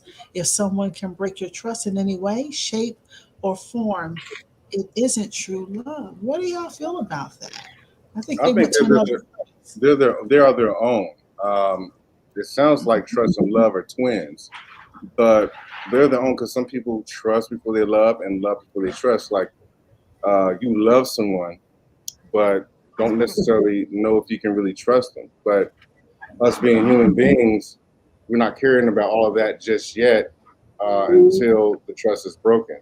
Or we can love someone until we find them loving someone else. It's just different. I think they're 2 different entities. They're 2 different things. It's just a matter of the person. Some people trust before they love. Some people love before they trust. It just depends on the person. And I think it's also like societal programming too. Like, we are taught at a very young age, like the most beautiful thing in life is to love and to be loved, but they don't teach us the lessons of how to trust someone, or how to make sure we trust someone before we fall in love. Right. And I think that's the big thing we're missing, especially as kids. And they both have to be learned independently. They have to be learned on their own. We can tell them, we can prep them, but they still have to understand. They still have to experience both to know how to manage it. You know what I'm saying? So, I'm involved with a business where we have a term that we call vetting, where you vetting people, and you need to vet everybody. The people that you love, the people you love, you like, you hang out with. You need to vet everybody. You need to, you need to be checking when they're in the vetting. Like when you go to a job, you're in what? You're in probation period, right? And that probation period, they looking to see if you're a good fit, and you're looking to see if they're a good fit. Right. Most of those people, we don't have a probation period for our friendships or our loved ones. We normally just go. I feel you there. If that's the case, that means that I feel like then they completely either love or completely trust that person if there is no longer a probation period. I mean, there's nothing else for them to prove or to be proven to if there's no probation. Well, I didn't say, I said that at a job, but the vetting and probation period, you know, it might be because I saw something you did. Now you go back into probation period. You know what I'm saying? Mm-hmm. You might have did a certain act. Now you're in probation period. Like it's not like a job. Once you get on probation period, you go off the period. Right. You ever had your wife get mad at you and you're on probation period for a little while? Because I don't want to talk, sir. I'm not going to take any of your racist antics right now. I'm not going to. You know what? I'm a racist. I'm a racist. Hey, can I get the check? You don't like the white in my beard. You don't like the white in my beard. That's why you don't like the white in my beard, right? Listen. I look like that nigga, you know, huh? You're crazy. That ain't gonna take us abuse, man. Listen, this what I calling think. y'all yin and yang last That's week. a hypothetical situation. A hypothetical situation. Well, you know what? I'm gonna go to Tashiba. You go ahead. Yeah, Tashiba, you go ahead first, and then I go number 2. Okay, so I think that we have to sometimes evaluate self instead of evaluating everybody else, because oftentimes what is in front of us is a reflection of us in some way or another. And so we can question the trust that we have for other people, but do you trust yourself? And is that why you're finding untrustworthy people? Who said that? Who said that? Was it Negative attract negative.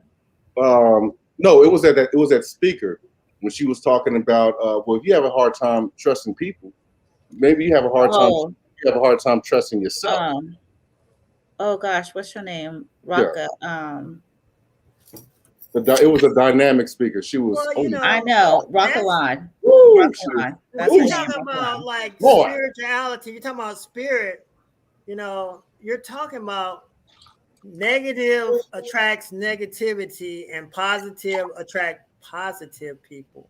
So if you have a lot of negative people in your life, then you might be putting out some negative vibes that you don't even realize.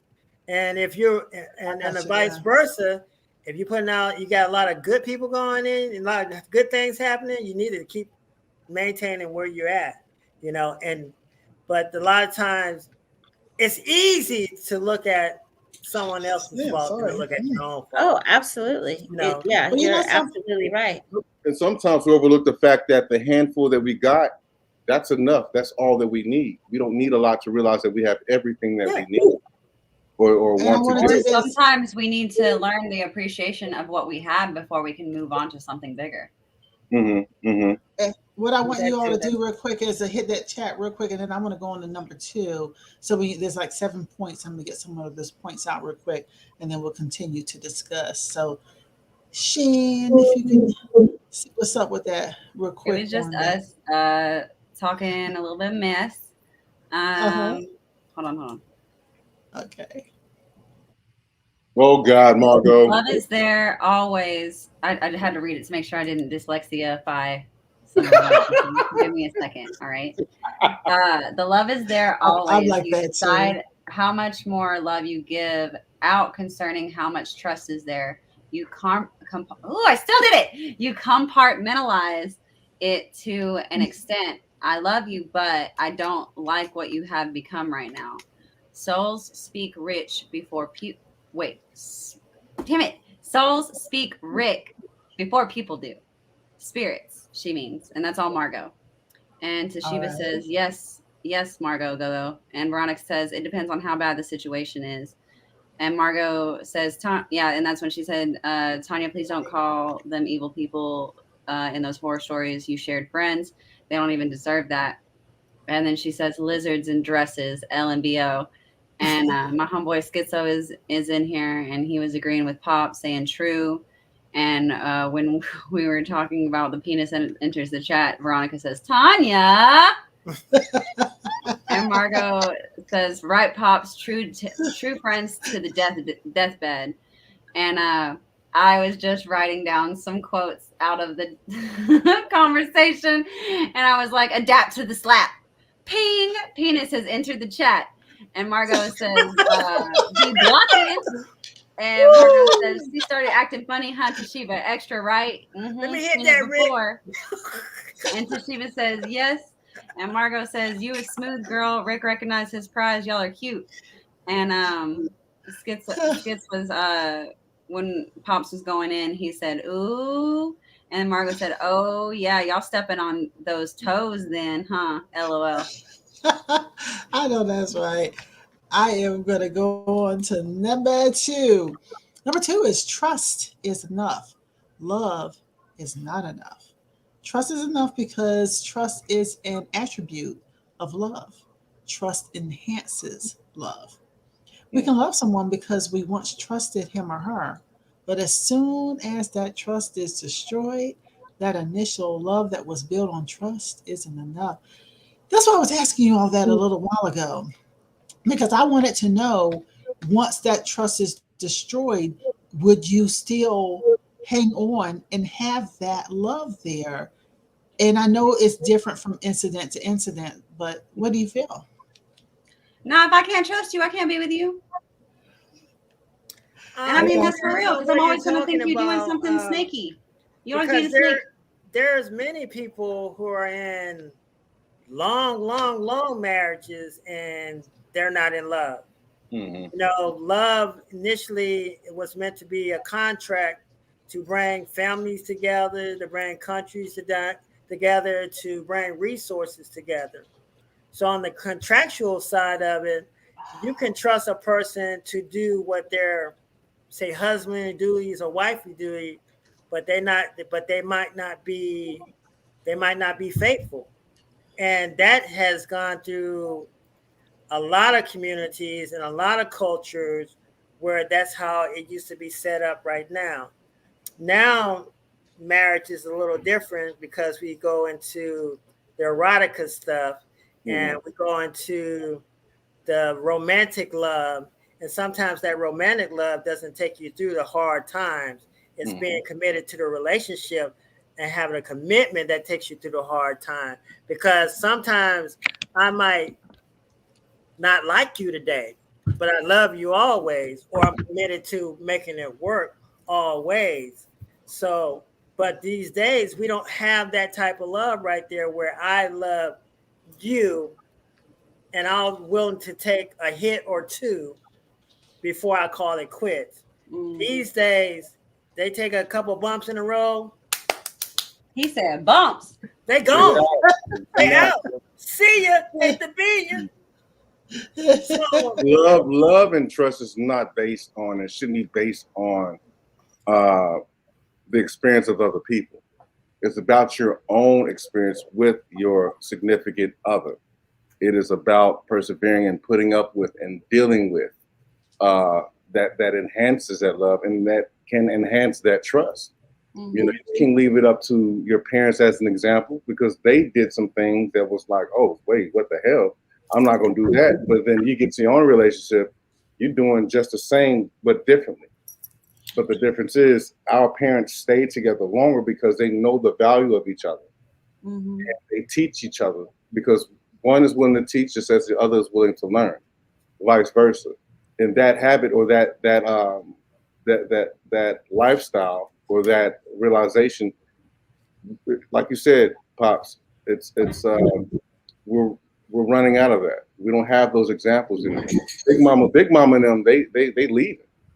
They taught all that they can taught. They gave all the examples that they can give, but it's up to the rest to take that blueprint. It may not necessarily be your blueprint, but you can take from that blueprint and construct your own. And a lot of people don't even have blueprints. They don't even want it. They just want to get involved and get what they can get. Oh, girl, your toes, you got plum and red. It's time to go.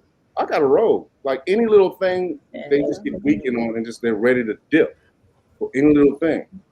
And then wonder why they keep running into the same breakup. But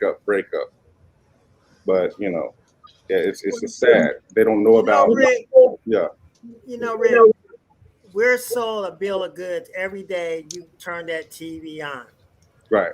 When you look at the relationships that are on TV, that what they show is boy meets girl, girl lose girl. They might have a little spat. You might lose it for a second. They get back and they live happily ever after. But the thing is, a person who really loves someone and really in there with you, and y'all in the trenches together, y'all know it's gonna be good times, bad times. This is one of the times y'all gonna be battling together. Sometimes I'm gonna be holding you up. Sometimes you're gonna be holding me up. Sometimes we both gonna be down there together, but we together. See, they don't see that in TV land. They don't see that in YouTube. They don't see that on Instagram. They don't see that They don't see that. All they see is happy. You see on Facebook, you see the best life ever. But you don't see when they went bankrupt. You didn't see that when they got their car repo. You didn't see when they just lost their job. Show me some people who putting that stuff on their Instagram account, and I'll show you a real person. Right. Cheers. Cheers. I feel you. Like on Love Jones, he said, "It's easy to fall in love. Show me how to stay in love." Oh, we're gonna go Love Jones. We're gonna go Love Jones with it. Of course, Love Jones. Love Jones with it. You know, art imitates life. Okay, y'all. Let's get to number 3. Number 3 says, "Trust is not blind. Love is blind. Trust initially is an emotional act. We must be vulnerable and trust that someone will accept us and learn to love us. However, once the trust that is built is destroyed, it is based more on a logical and intuitional, y'all know the word. Okay, act. Okay. Trust will not blind us from the facts. Love, on the other hand, is blind because we are accustomed to trusting someone and thinking he or she will never break our trust. Our emotions get the best of us and do not follow us to face the sad truth. The love we have for a person clouds our judgment and instills fear within us. The trust allows us to see the harsh reality of the situation and face that fear. Yes, both. That's trust and love. You're not going to go through any relationship, even with your job. You're going to trust that your job is going to do right by you, or HR is going to do right by you. And a lot of times that's not the case. Love and trust, that's something to figure out and hone in on, because one or the other is going to be broken or tested. They're both going to be tested. I really think you have to really define the types of love. There's different variations of love. I think Indeed, and there's different variations of trust, but at the same time, we use the cover of love, and it means so many different things to so many different people. And you know, you have agape love. That's the type of love that it said, you know, where they are, you love them regardless of who they are. You have the erotica love. Long as they dropping a dime, they look fine as wine, you got them. Cut that out. Tashiba turning it up. and then you got the romantic love. As long as y'all having romantic gestures, y'all drinking the tequila, you know, he dipping you, and don't dip him. But anyway, you know, so that's different types of love, and different types of love will have different trust. And then you have the love that is a committed love, where you're committed to that relationship. And love can be a noun, love can be an action, and love can be a state of being. But they can all be temporary or contemporary. They can commitment is normally not temporary. Agape love is not temporary. No, it's unconditional. That I get. Yeah, agape love is not conditional at all. But they're both going to be tested. There's some point, I believe, agape love is going to love you. Like I have agape love. No. I'm not saying that you have to explain. What I'm saying is this: at some point, they no longer have to be tested. When you get to a certain point in your marriage, in your relationship, if you learn and willing to accept and willing to receive, because it's coming from the right places, it will no longer become a test.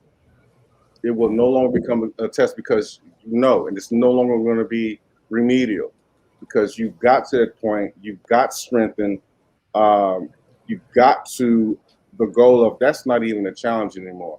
I know my baby. My baby knows me. I know he's going to do. I know what she's not going to do. It's like it's going to be a continuous test on both parts with trust and love. But it's only tested not to be tested any further at some point. I mean, you get the love that you feel for somebody. I can love you, and you can do horrible things to me. You know what I'm saying? Right. But that don't stop me from loving you. Right. And you can test me all you want to, and I still love you regardless of what you're doing. We used to have that in relationships back in the day. You know what I'm saying? We don't have that same type of love now. Yeah. You know what I'm saying? So it's not about the test. It's not about the test. It's about how I feel towards you. We still have that now. It's just not promoted. It's just not. Not seen. You know, it's not prevalent in commonality as well as you don't get that information from the news. You know, you don't hear that in the news. You're not going to get the truth. You're not going to get what you're not going to get what it takes. You're not going to get it from watching TV. You're not going to get it from social media. You're not going to get it from Instagram. Instant gratification. You're not going to get it from that at all. That's something that's like you apply. Like you want a job. You want the paycheck for the job, but you're not willing to do the job. Twitch. You're not going to go through the process. You want to get promoted, but not go through the process. Come on, man. Well, I'm gonna break and tell y'all real quick. I just put the link to our Twitch page out there because the show is airing tonight live on Twitch, and so I did a test, and so the comment went over to the Twitch page as well. So we have got to get our Twitch going. So those of you out there, kind of check us out. Twitch.tv / The Real Tandy Girl, because we're over there too. We're also on Facebook and we're also on YouTube. So extend and also make sure when you're on YouTube to like and subscribe. Make sure you do that. But let's go ahead and bookmark it. Yes, the whole night. Okay. Number 4. Stop it. Gamers too. That's like a prominent platform for gamers. Hey, put the controller aside. And take a look, see, you know what I'm saying? Okay, so number 4 is no relationship will survive without trust. Now that I believe trust is the central pillar supporting any real relationship. Building trust in a relationship takes hard work and commitment. Trust requires that we listen and communicate our wants and needs to our partner. Above anything else, trust requires honesty. Once trust is built, it should be maintained throughout. Once that trust is broken, it is almost impossible to go back to the way things were without the doubt and the fear of trust being broken again. A relationship that thrives on lack of trust will infuse uncertainties and insecurities in the relationship, either causing both parties to hate one another or the overall relationship to self-destruct. I'm going to believe that one. No relationship will survive without trust. I'm going to believe that one. And I didn't recognize Veronica had entered the forum. What's up, V? Veronica has entered the chat. Vivacious is in the house. Y'all are crazy. Yeah, I tell you. It's like we just trying to have some fun, B. You know what? Vivacious is into the room, just like when a penis enters the room. That word trust is powerful. It's really, really powerful. You got to have a lot of trust in somebody, and then you put your guard up. You got this big heart, and then you trust them to the end, and then all of a sudden they do something to you. How do you rebuild that trust? I mean, how is it's gonna take some time for you to they steal from you or they cheat on you. How long does it take to rebuild it? It depends on you, and it depends on the relationship.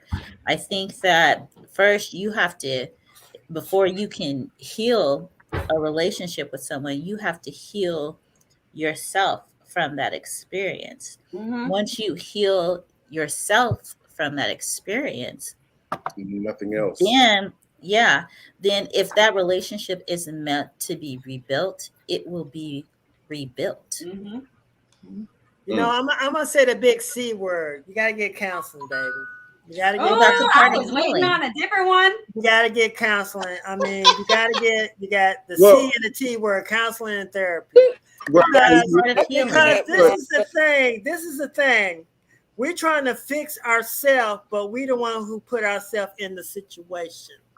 So that's why you gotta heal. So you cannot work on a situation, because if you knew the answer, you wouldn't have been in the situation in the first place a lot of times.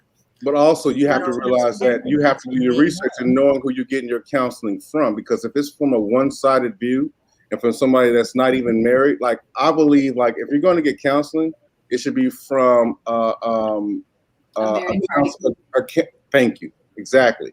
It should be coming from two parties, from a marriage couple. If you're going to get marriage counseling, like people get counseling from someone that's single and telling me how to manage our marriage, and you're single and you've never been married, but on top of that, you're still not married, but you're telling me how to handle my own marriage, or telling us how to handle our own marriage. That makes absolutely no sense at all. You know, a broken clock is right twice a day. You know that, right? Hey. Yeah, very true. I got one in my car. I depend on it. Broken clock, but the broken clock doesn't have to stay that way. Yeah, broken clock is right at least twice a day, but the trash can also gets the steak. So hey. A trash can ain't never got no steak in this house. Candyism. That's some Jay-Z stuff right there, but Okay. Hey. Jay-Z need to get her better cooked in. They ain't cooking it right if you throw the whole steak away. Shannon. I'm just saying. Well, you know what? I'll wait for Veronica to come back in here, and then we're going to go to number 5. Yeah, y'all, I'm on the Bella Bola pink Moscato tonight. That's what I've been sipping on. Okay, Veronica's back. That's why she had to take a break. She had to get her stuff back together. Yeah, because the Bella was like, B, I ain't playing with you. And I'm on the brown rubber person. All right. Okay. Number 5, trust allows us to believe. Trust not only allows us to believe others, but it allows us to believe in ourselves. We do not believe in ourselves until someone else puts his or her trust in us. If he or she makes us believe that we are capable of doing anything, then we start to believe it ourselves. I'm not going to totally agree. I don't know. I don't agree with that. Copy and paste that in the chat. I need to read that slowly. Yeah, I mean, sorry. All right. That's fine. I think with that statement, I don't agree with that statement. I do and I don't, because I can see it where you trust somebody, they trust you, they encourage you because you trust them, you trust that encouragement, and it does give you belief in yourself.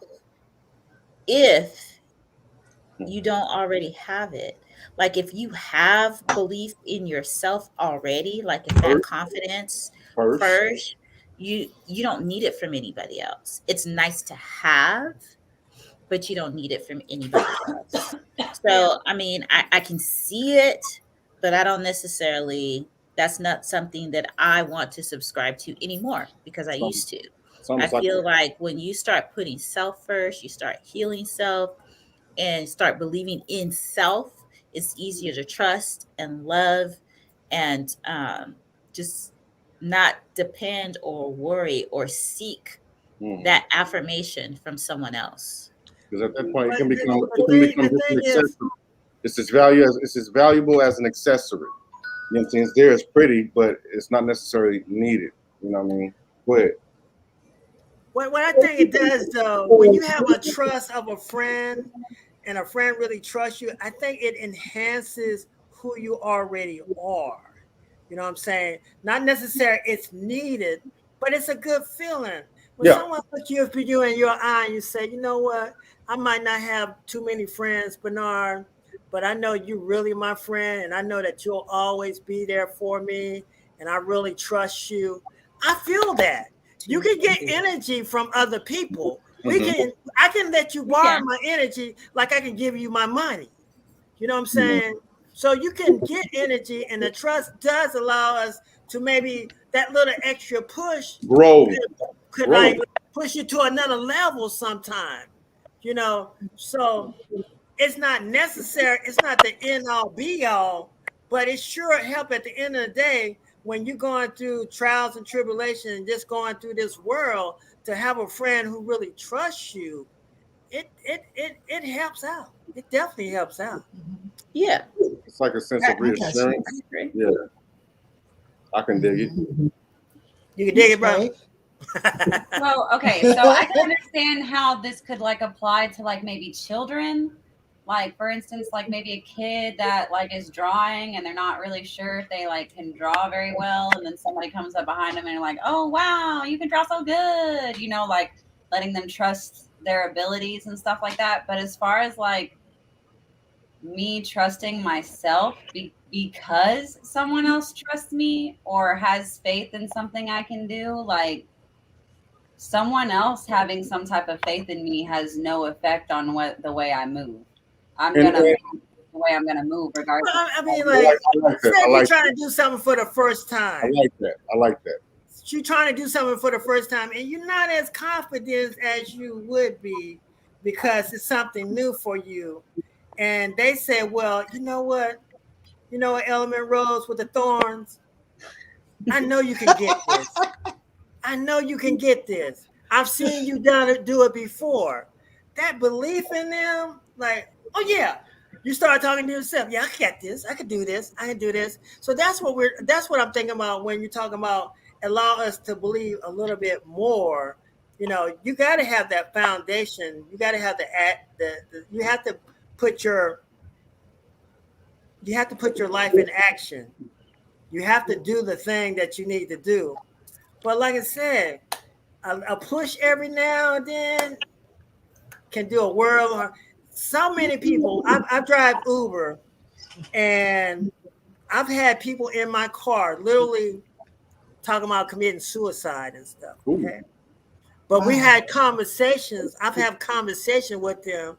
And, you know, that's why I take the kind of the pops serious on the way, because you never know what little word you might say might save somebody's life. And after we had the conversation with that person, that they felt bad, and they told me after the fact that they felt that way. I didn't know that until they got ready to get out the car. You know what I'm saying? That they felt the way they felt. And what if I said like, oh, get out of my car, I don't want to talk about it. You know, I look at their face and they look all sad and stuff, and I don't never say anything to them and da because I just want to make my money and keep it moving. But I had a conversation with them and then determined, and it's not happening like once or twice, it's happening a bunch of times. I prayed for people right there in my car. You know what I'm saying? And I've had people happened to me too. I've had people actually lift my spirit when I was having a down day. You know what I'm saying? And that could just be a smile. It don't even have to say a word. This could be the smile of your friend could lift your day like nothing else. Like when Tashiba smiles at Rick. What that feel like, Rick? Bruh, I cannot tingly. It's a tingly feeling. And I'll say this before I go to number 6. Pops, I share your story on that. I was in Kinko's. You know, I was in Kinko's. That was years ago. I was in a Kinko's one night. Yeah, I was at a Kinko's late one night doing some work. And there was a guy who kept talking to me, and I was like, why is he continuing to talk to me? He sees I'm busy, I'm doing stuff. And I really was getting annoyed with him, but I'm glad I took the time to talk and see what was going on. And he explained to me he was about to commit suicide because he didn't have the payroll for his company. He had to pay them the next day, and he didn't have the payroll. And I talked to him and talked to him about how to talk to his people and everything. And just that conversation, me trusting the fact that this man was not just trying to pick me up, that there was something really going on with him. And I had this conversation that's the best thing that I ever could have done. Talked him down off that limb where he, because I could see in his demeanor switched totally away from a personal interest in me and telling me what was going on with him. And when I left him, I kept asking him real quick. I mean, all over and over, are you okay? You fine? Because I will continue to talk to you. He says, you give me some solutions and I'm going to do it. And so hopefully, prayerfully, he did that next day, follow through, because I guess he wanted to save face and wanted these people to continue to trust him. And he was going to take his own life because he feared that they would not trust him anymore. Well, even if he was gone from this side, they wouldn't have trusted him anyway. Right. They still would have had the feelings that they had, whether he Right. had been dead or alive. Right. Exactly right. All right, number 6. Put my glasses back on. I trust that I need these glasses. Trust and love. Right. Trust allows us to love again. Trust always leads to love. After our trust has been broken, we are more cautious about whom to trust again. Better yet, whom to love again. This doesn't mean that we shouldn't trust anybody.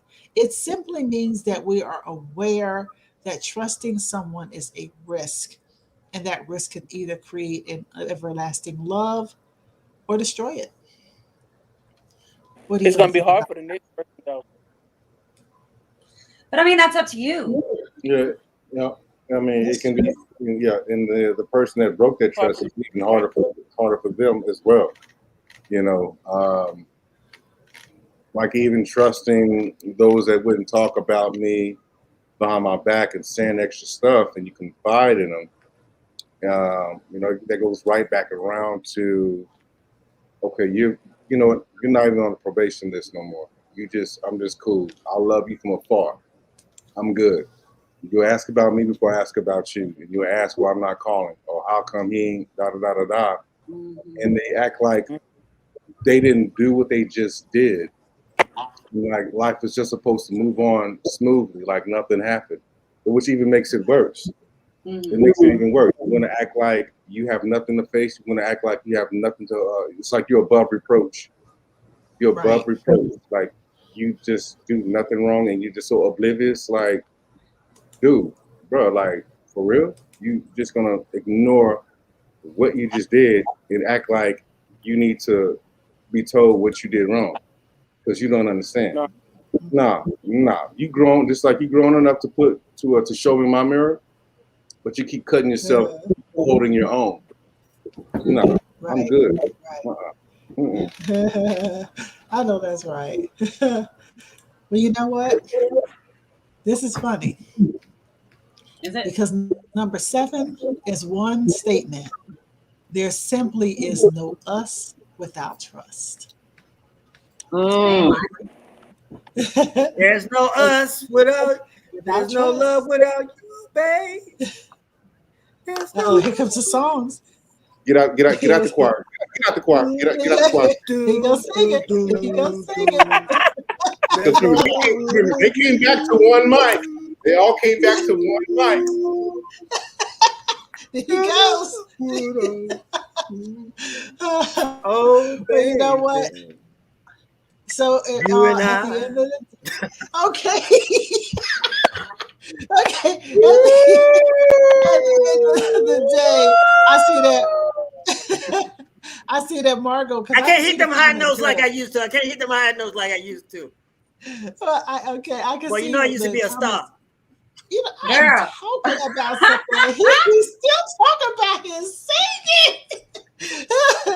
But when I'm in the StreamYard, sometimes I forget I can see the comments from every platform right in StreamYard. Yeah, most of them. Yeah, and so it was saying, Margo was saying you should pull back, Veronica, and let them show you what you meant to them.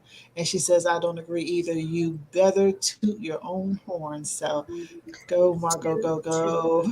But yeah, I'm sorry, Shannon. I wasn't trying to take that away from you. Oh, you're good. It's just that I noticed that it was right there. And sometimes when I'm not real busy all over the place, I can see the comments right here, and they're easy to reach.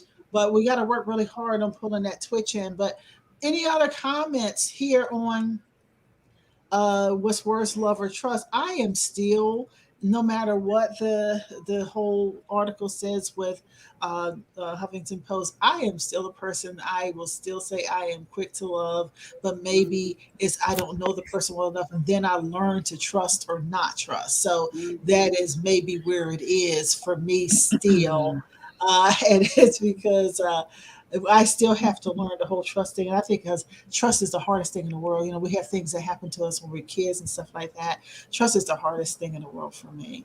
And it takes a lot. So I don't reserve my love waiting for the trust. I still go ahead and give my love. You know what I'm saying? Anybody got any other thing before we get out of the living room? That's a nail hitter right there. That's a nail hitter. That's a nail hitter right there. Yeah, I believe so too. That's a so hammer. If all hearts and minds are clear, then right now we're gonna go to our break, and we'll come back to do the wrap on Art Imitates Live.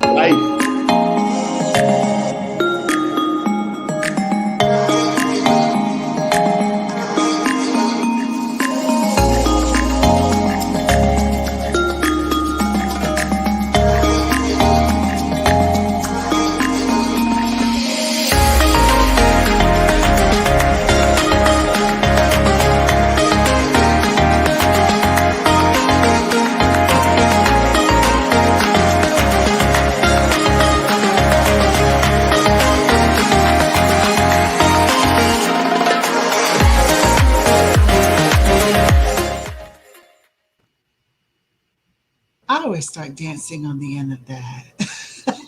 It's a Tandyland thing. It's a Tandyland thing. All right, y'all. Yes. Well, you know what? We have coming to the end of yet another AIL, but I want you all to tell me what you have coming up this coming week here. So we're going to start again with Shannon. What you got going on this coming week? Hey. Like I said, I'm going out to Detroit. I'm going to help, and I'll give y'all addresses and stuff later on because I don't know them right now. Okay. But I'm helping my boy Steven with his art show and stuff out there. So I'm helping him get ready for his gallery, amongst other things. And then when I come back, like I said, on the 17th, I have an art show on over on Hervé Street. But I might not be able to be in the Friday between the two because there's no Wi-Fi out in the building where we're at. Okay. So I'm going to try my best to be back next Friday, but fair warning, I might be MIA. Get your track phone. Get your track phone. Hear one of those walkie-talkie. What did they call those walkie-talkie phones back in the day? I mean, this is crazy. Oh, yeah. Those Motorola phones, yeah. Yeah. I used to like that. Those phones. Congratulations. Congratulations. Yeah. Well, Shannon, we're going to be keeping an eye out for you because we will ride and roll deep. Come get your ass. Yeah, no, I've got a friend whose brother lives about an hour away and she lives at like 2 hours away. So she said, like, I'm more than willing to come pick me up if something goes south. Keep that mace. Okay. Keep that mace. I don't think it will. I'm the type of girl who's scared to go out and eat by herself, but I'm fixing to get on this plane and go to Detroit to meet this man, and I'm not scared at all. All right. Okay. All right. Don't let us have to get you got your taser with you? All I got is brass knuckles. I don't keep a taser, but I don't think I can bring those with me. I need to cash app you that money for that taser. All right, Rick Adams. My youngest brother is getting married. He's getting to the club. Really? And they He's getting out of the club. beautiful. He's about to marry a beautiful Eritrean sister. They vibe well. I was jealous at first, like, dang, you taking our time from each other. But I got mine, so why can't he have his? So I cannot wait. It's long. I feel like it's long overdue. It is. You know what I mean? And I've seen them together. You know, always like it's like they are supposed to be. And I take that same feeling back home, and it's like feeling that and getting filled up and getting refilled, and it's he deserves it. They both deserve each other. Oh my God, I'm so happy for them. Yeah. Well, do me a favor, Rick. What's Please that? do not walk out on the aisle in front of the groom. Why not? Or the bride. Do not do that. No, there might be some Please other do me a people favor. that do that. Yeah, no, yeah. Say that one more time. There might be some other people that do that there. No, yeah, I'm good. I don't take Somebody need to interfere. And No, also, do not claim that you need to invite all your friends because you go pay for the bar. Like the I ain't somebody like that too. The only thing I'm paying is attention. Yeah, Rick, don't be wearing all white neither, Rick. Don't be wearing all white. Right. Don't be wearing the white or the cream. Is this jump on Rick Day? Like, man, we're making sure that you're gonna be happy. Don't be like Rodney. You don't catch me Rodney down. who played for the Bulls. Don't You be like want us going to the wedding. Abuse. Don't be like Rodney. Don't be like Rod. Well, let's see. Moving on. Veronica to say a couple of words. Veronica, you got a few words for us before your phone decides that you're not going to be with us? Allowed to be here anymore? I know, right? No, I just want y'all to. I'm just gonna try to have a good week. Moving some stuff out the house. I'm gonna be renovating real soon. For the next 2 weeks, I'm gonna be renovating my house, and I'm trying to have a productive week. So y'all just pray for me. You got it. All right, we got you. Don't try, just do. All right. All right, Pops, what you got coming up? Yeah. Sorry, apologize. When I was out there trying to make money, that's why I was running a little late. Then I had to get something to eat. I got to put the grub. I had to get me some Moscato and stuff from the health food store. The health food store. I think that good wine you get it from the health food store. You're trying to upstage? Are you trying to upstage Mama some Moscato? Thank you. Go ahead. Okay. There go terrible, terrific Tandy again. Me, I'm getting back to some of the stuff I was doing. My book is about ready to drop real soon on Amazon. I'll know your exact day. Plan to have probably a book signing in October. And also, I'm back into, I don't know if you guys know that I also day trade. TradeWithBernard.com, TradeWithBernard.com if y'all ain't got anybody interested in trading, but I'm heavy getting into the market. I suggest that we all do something that, just in case this coronavirus or something comes back, you'll have another income stream to work on. Right now I'm doing like Forex, stock options, binary options, and also looking at different stocks to just invest in. You don't need to start a business when you can own a business by just buying somebody's stock and letting it go out. And for you younger, more mature young men, you definitely need to start investing now, because once you get my age, I don't want you to be working. I don't want you guys to be working. I want you guys to be independent. I want you guys to be investors, or where you can just go to your bank account or talking to your stockbroker, like, okay, I need about $3,000 or $4,000 because I got to take my wife out, or I got to take my husband, or I just want to go somewhere. So, guys, the younger you invest, the younger you learn something that to make additional income stream, just a better life. You'll make better decisions, because now you're not making decisions off of money. You didn't make a decision off your morality, off of freedom. That's true freedom. When you don't have to punch a clock in. Financial freedom. Well, Bernard, let's talk this week, because I'm not a crypto person, but I am going to invest in XRP. So let's talk about XRP, and I'm on a cold wallet. So let's talk about that. I don't do crypto, but I have a little Robinhood with a little bit of stash, so I might need to talk to you too. Stash, baby, stash it out. All right, Tashiba. Thanks, Paul. Tashiba, what you got going on? So, not a lot. Like I said, we are going to my brother-in-law's wedding and just self-reflecting, getting back in alignment. Spirit is constantly giving me confirmation about the things that I want to do, the things that I need to do, things that I've foreseen happen that we need to put into action. And actually, kind of really excited. I don't know. Rick feels like he's still too young for it, but we found out we're going to be grandparents. So I'm excited. My middle son is going to have a baby, and so it's a Grandpa Rick. It's a different kind of feeling. I ain't gonna let you slide. Sit in that seat. Yeah, it's a different kind of feeling where I am in my life with my spirituality and thinking about, healing my bloodline and elevating my bloodline, and then now my bloodline continuing. It makes you think differently, and so I'm in a different headspace, and I'm excited. Okay. Yeah, that's wonderful. Yeah, someone else is gonna bite my nose when I'm sleeping. That is good. I'm sorry. I love babies, and so oh my God, I do. like this. I'll have to live vicariously through you all because I'm a sucker. I'm a sucker. I'm a sucker for babies. Yeah. Rick, you beat me being grandpa. I ain't a grandpa yet. You beat me first, Rick. Man, my wife will tell you, I'm a simp for babies, like toddlers and just kids, children.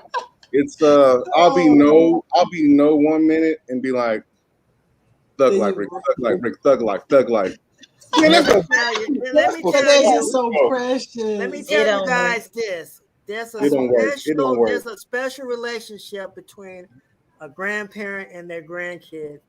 Some of the things that you might have not did with your own kid, you might can put that seed into those grandkids. Yeah. Right. I believe that. All I can say, be the best grandparent you be a grandparent on purpose.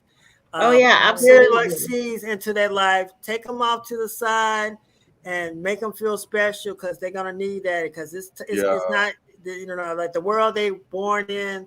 They didn't ask for. They didn't ask for. Congrats. And that's your legacy. So you gotta get with that legacy. That's why I'm so excited about legacy it. needs to feel some of that vibration, some of that connected to. So when they can say, they can always say, village. I remember Grandma Rock and GGT. Listen, I'm gonna tell y'all something. I've already seen what my grandchildren look like, so I'm excited to see which one is gonna come through, and I figured it out. That's the little pitter patter I always feel on my bed. So I wasn't kidding when I said spirits are in our house all the time. Right. And so sometimes at night, I'd be like, okay, I don't know what spirit this is, but y'all need to get off my bed playing. Waking me up. Right. And so I'm like, oh, that's my grandbaby. And so, yeah. Well, that's cute. They're going to arrive in this new vessel. And so, of course, a big congratulations to you. We'll be awaiting the pitter patter of the little actual feet. The diaper feet. Spitting up feet.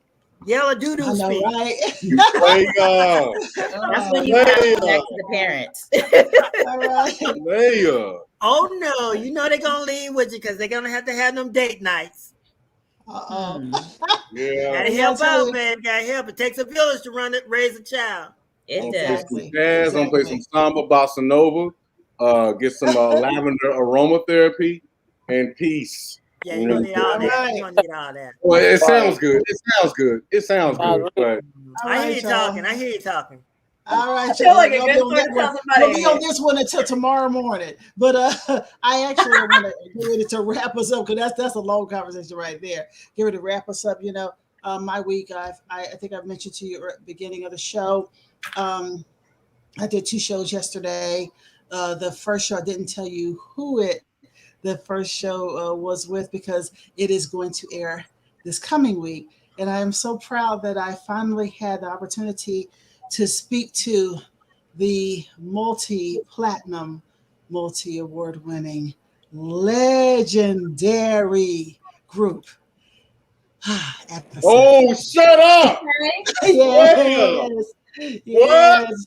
Yes. What? So I had the most wonderful time speaking with Kevin Edmonds and Keith Mitchell and a new member of the group, Danny McClain, and it was a wonderful time. And I will tell you honestly, that interview is going to air this coming week, and I'll tell you, it was a bittersweet for me. I was a little sad at the end because I have interviewed everyone from your portraits to Silk to Jodeci, everything. But all those years I missed after 7. We were always like ships passing, and we never had a chance to meet. And to be able to interview them after the death of Melvin Edmonds, and Melvin and Kevin are the older brothers of Babyface, and so all the years I just crossed them, but I'm proud that we had our moment. So check out the interview next week. We're at the 7. We're going to get back with them again because the interview was too short. They moving on press tour, but my manager and I talked about it, and we'll bring them back at some point soon. So there you have it. I'm extremely excited to have been able to speak to these guys. A lot of interviews that I have coming soon. I don't want to mention the names yet. I'll just break it out when it's time. And so I'm sorry, Rick. I missed you on that one because that was a quick swing by. It was all in the middle of the day too, so it was a quick swing by. But you know what? I got my social media. Let's go. We hope that you have enjoyed this episode of Art Imitates Live with Tanya Dixon. So be sure to like and subscribe. And also check us out on all of our other social media.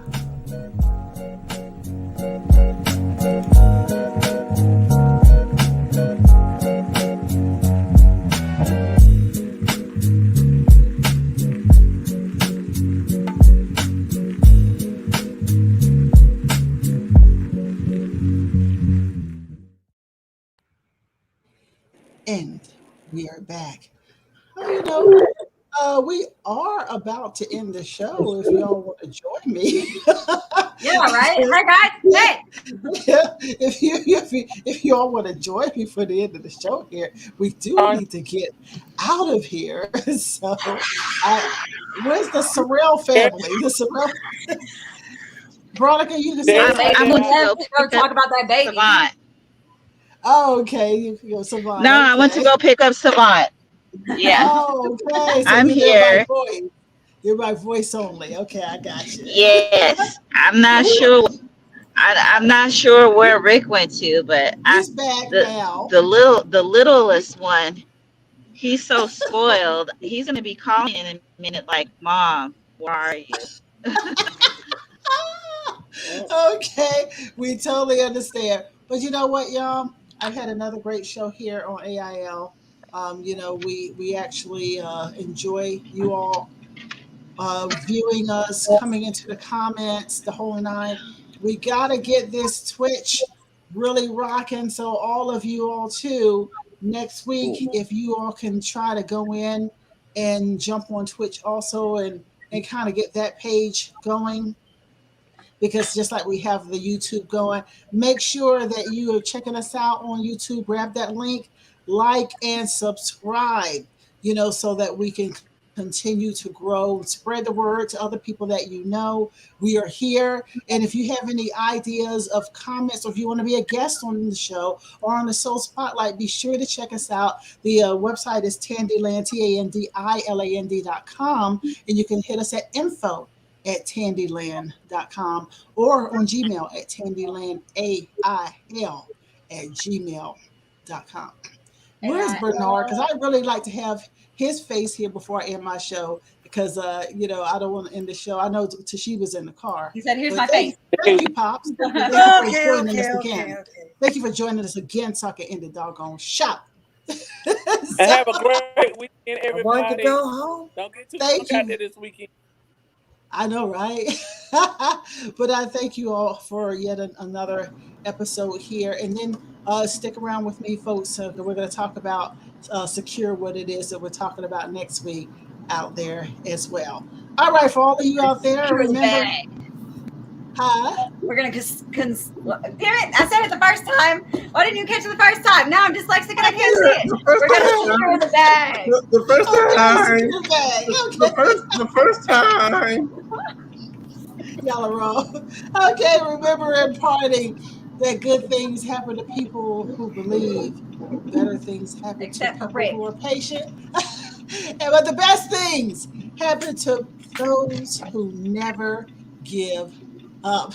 I'm Tanya Dixon, and this is my quite lively and crazy living room team right here. Yes, you enjoy your week, folks, and we'll see you next time on Art Imitates Live.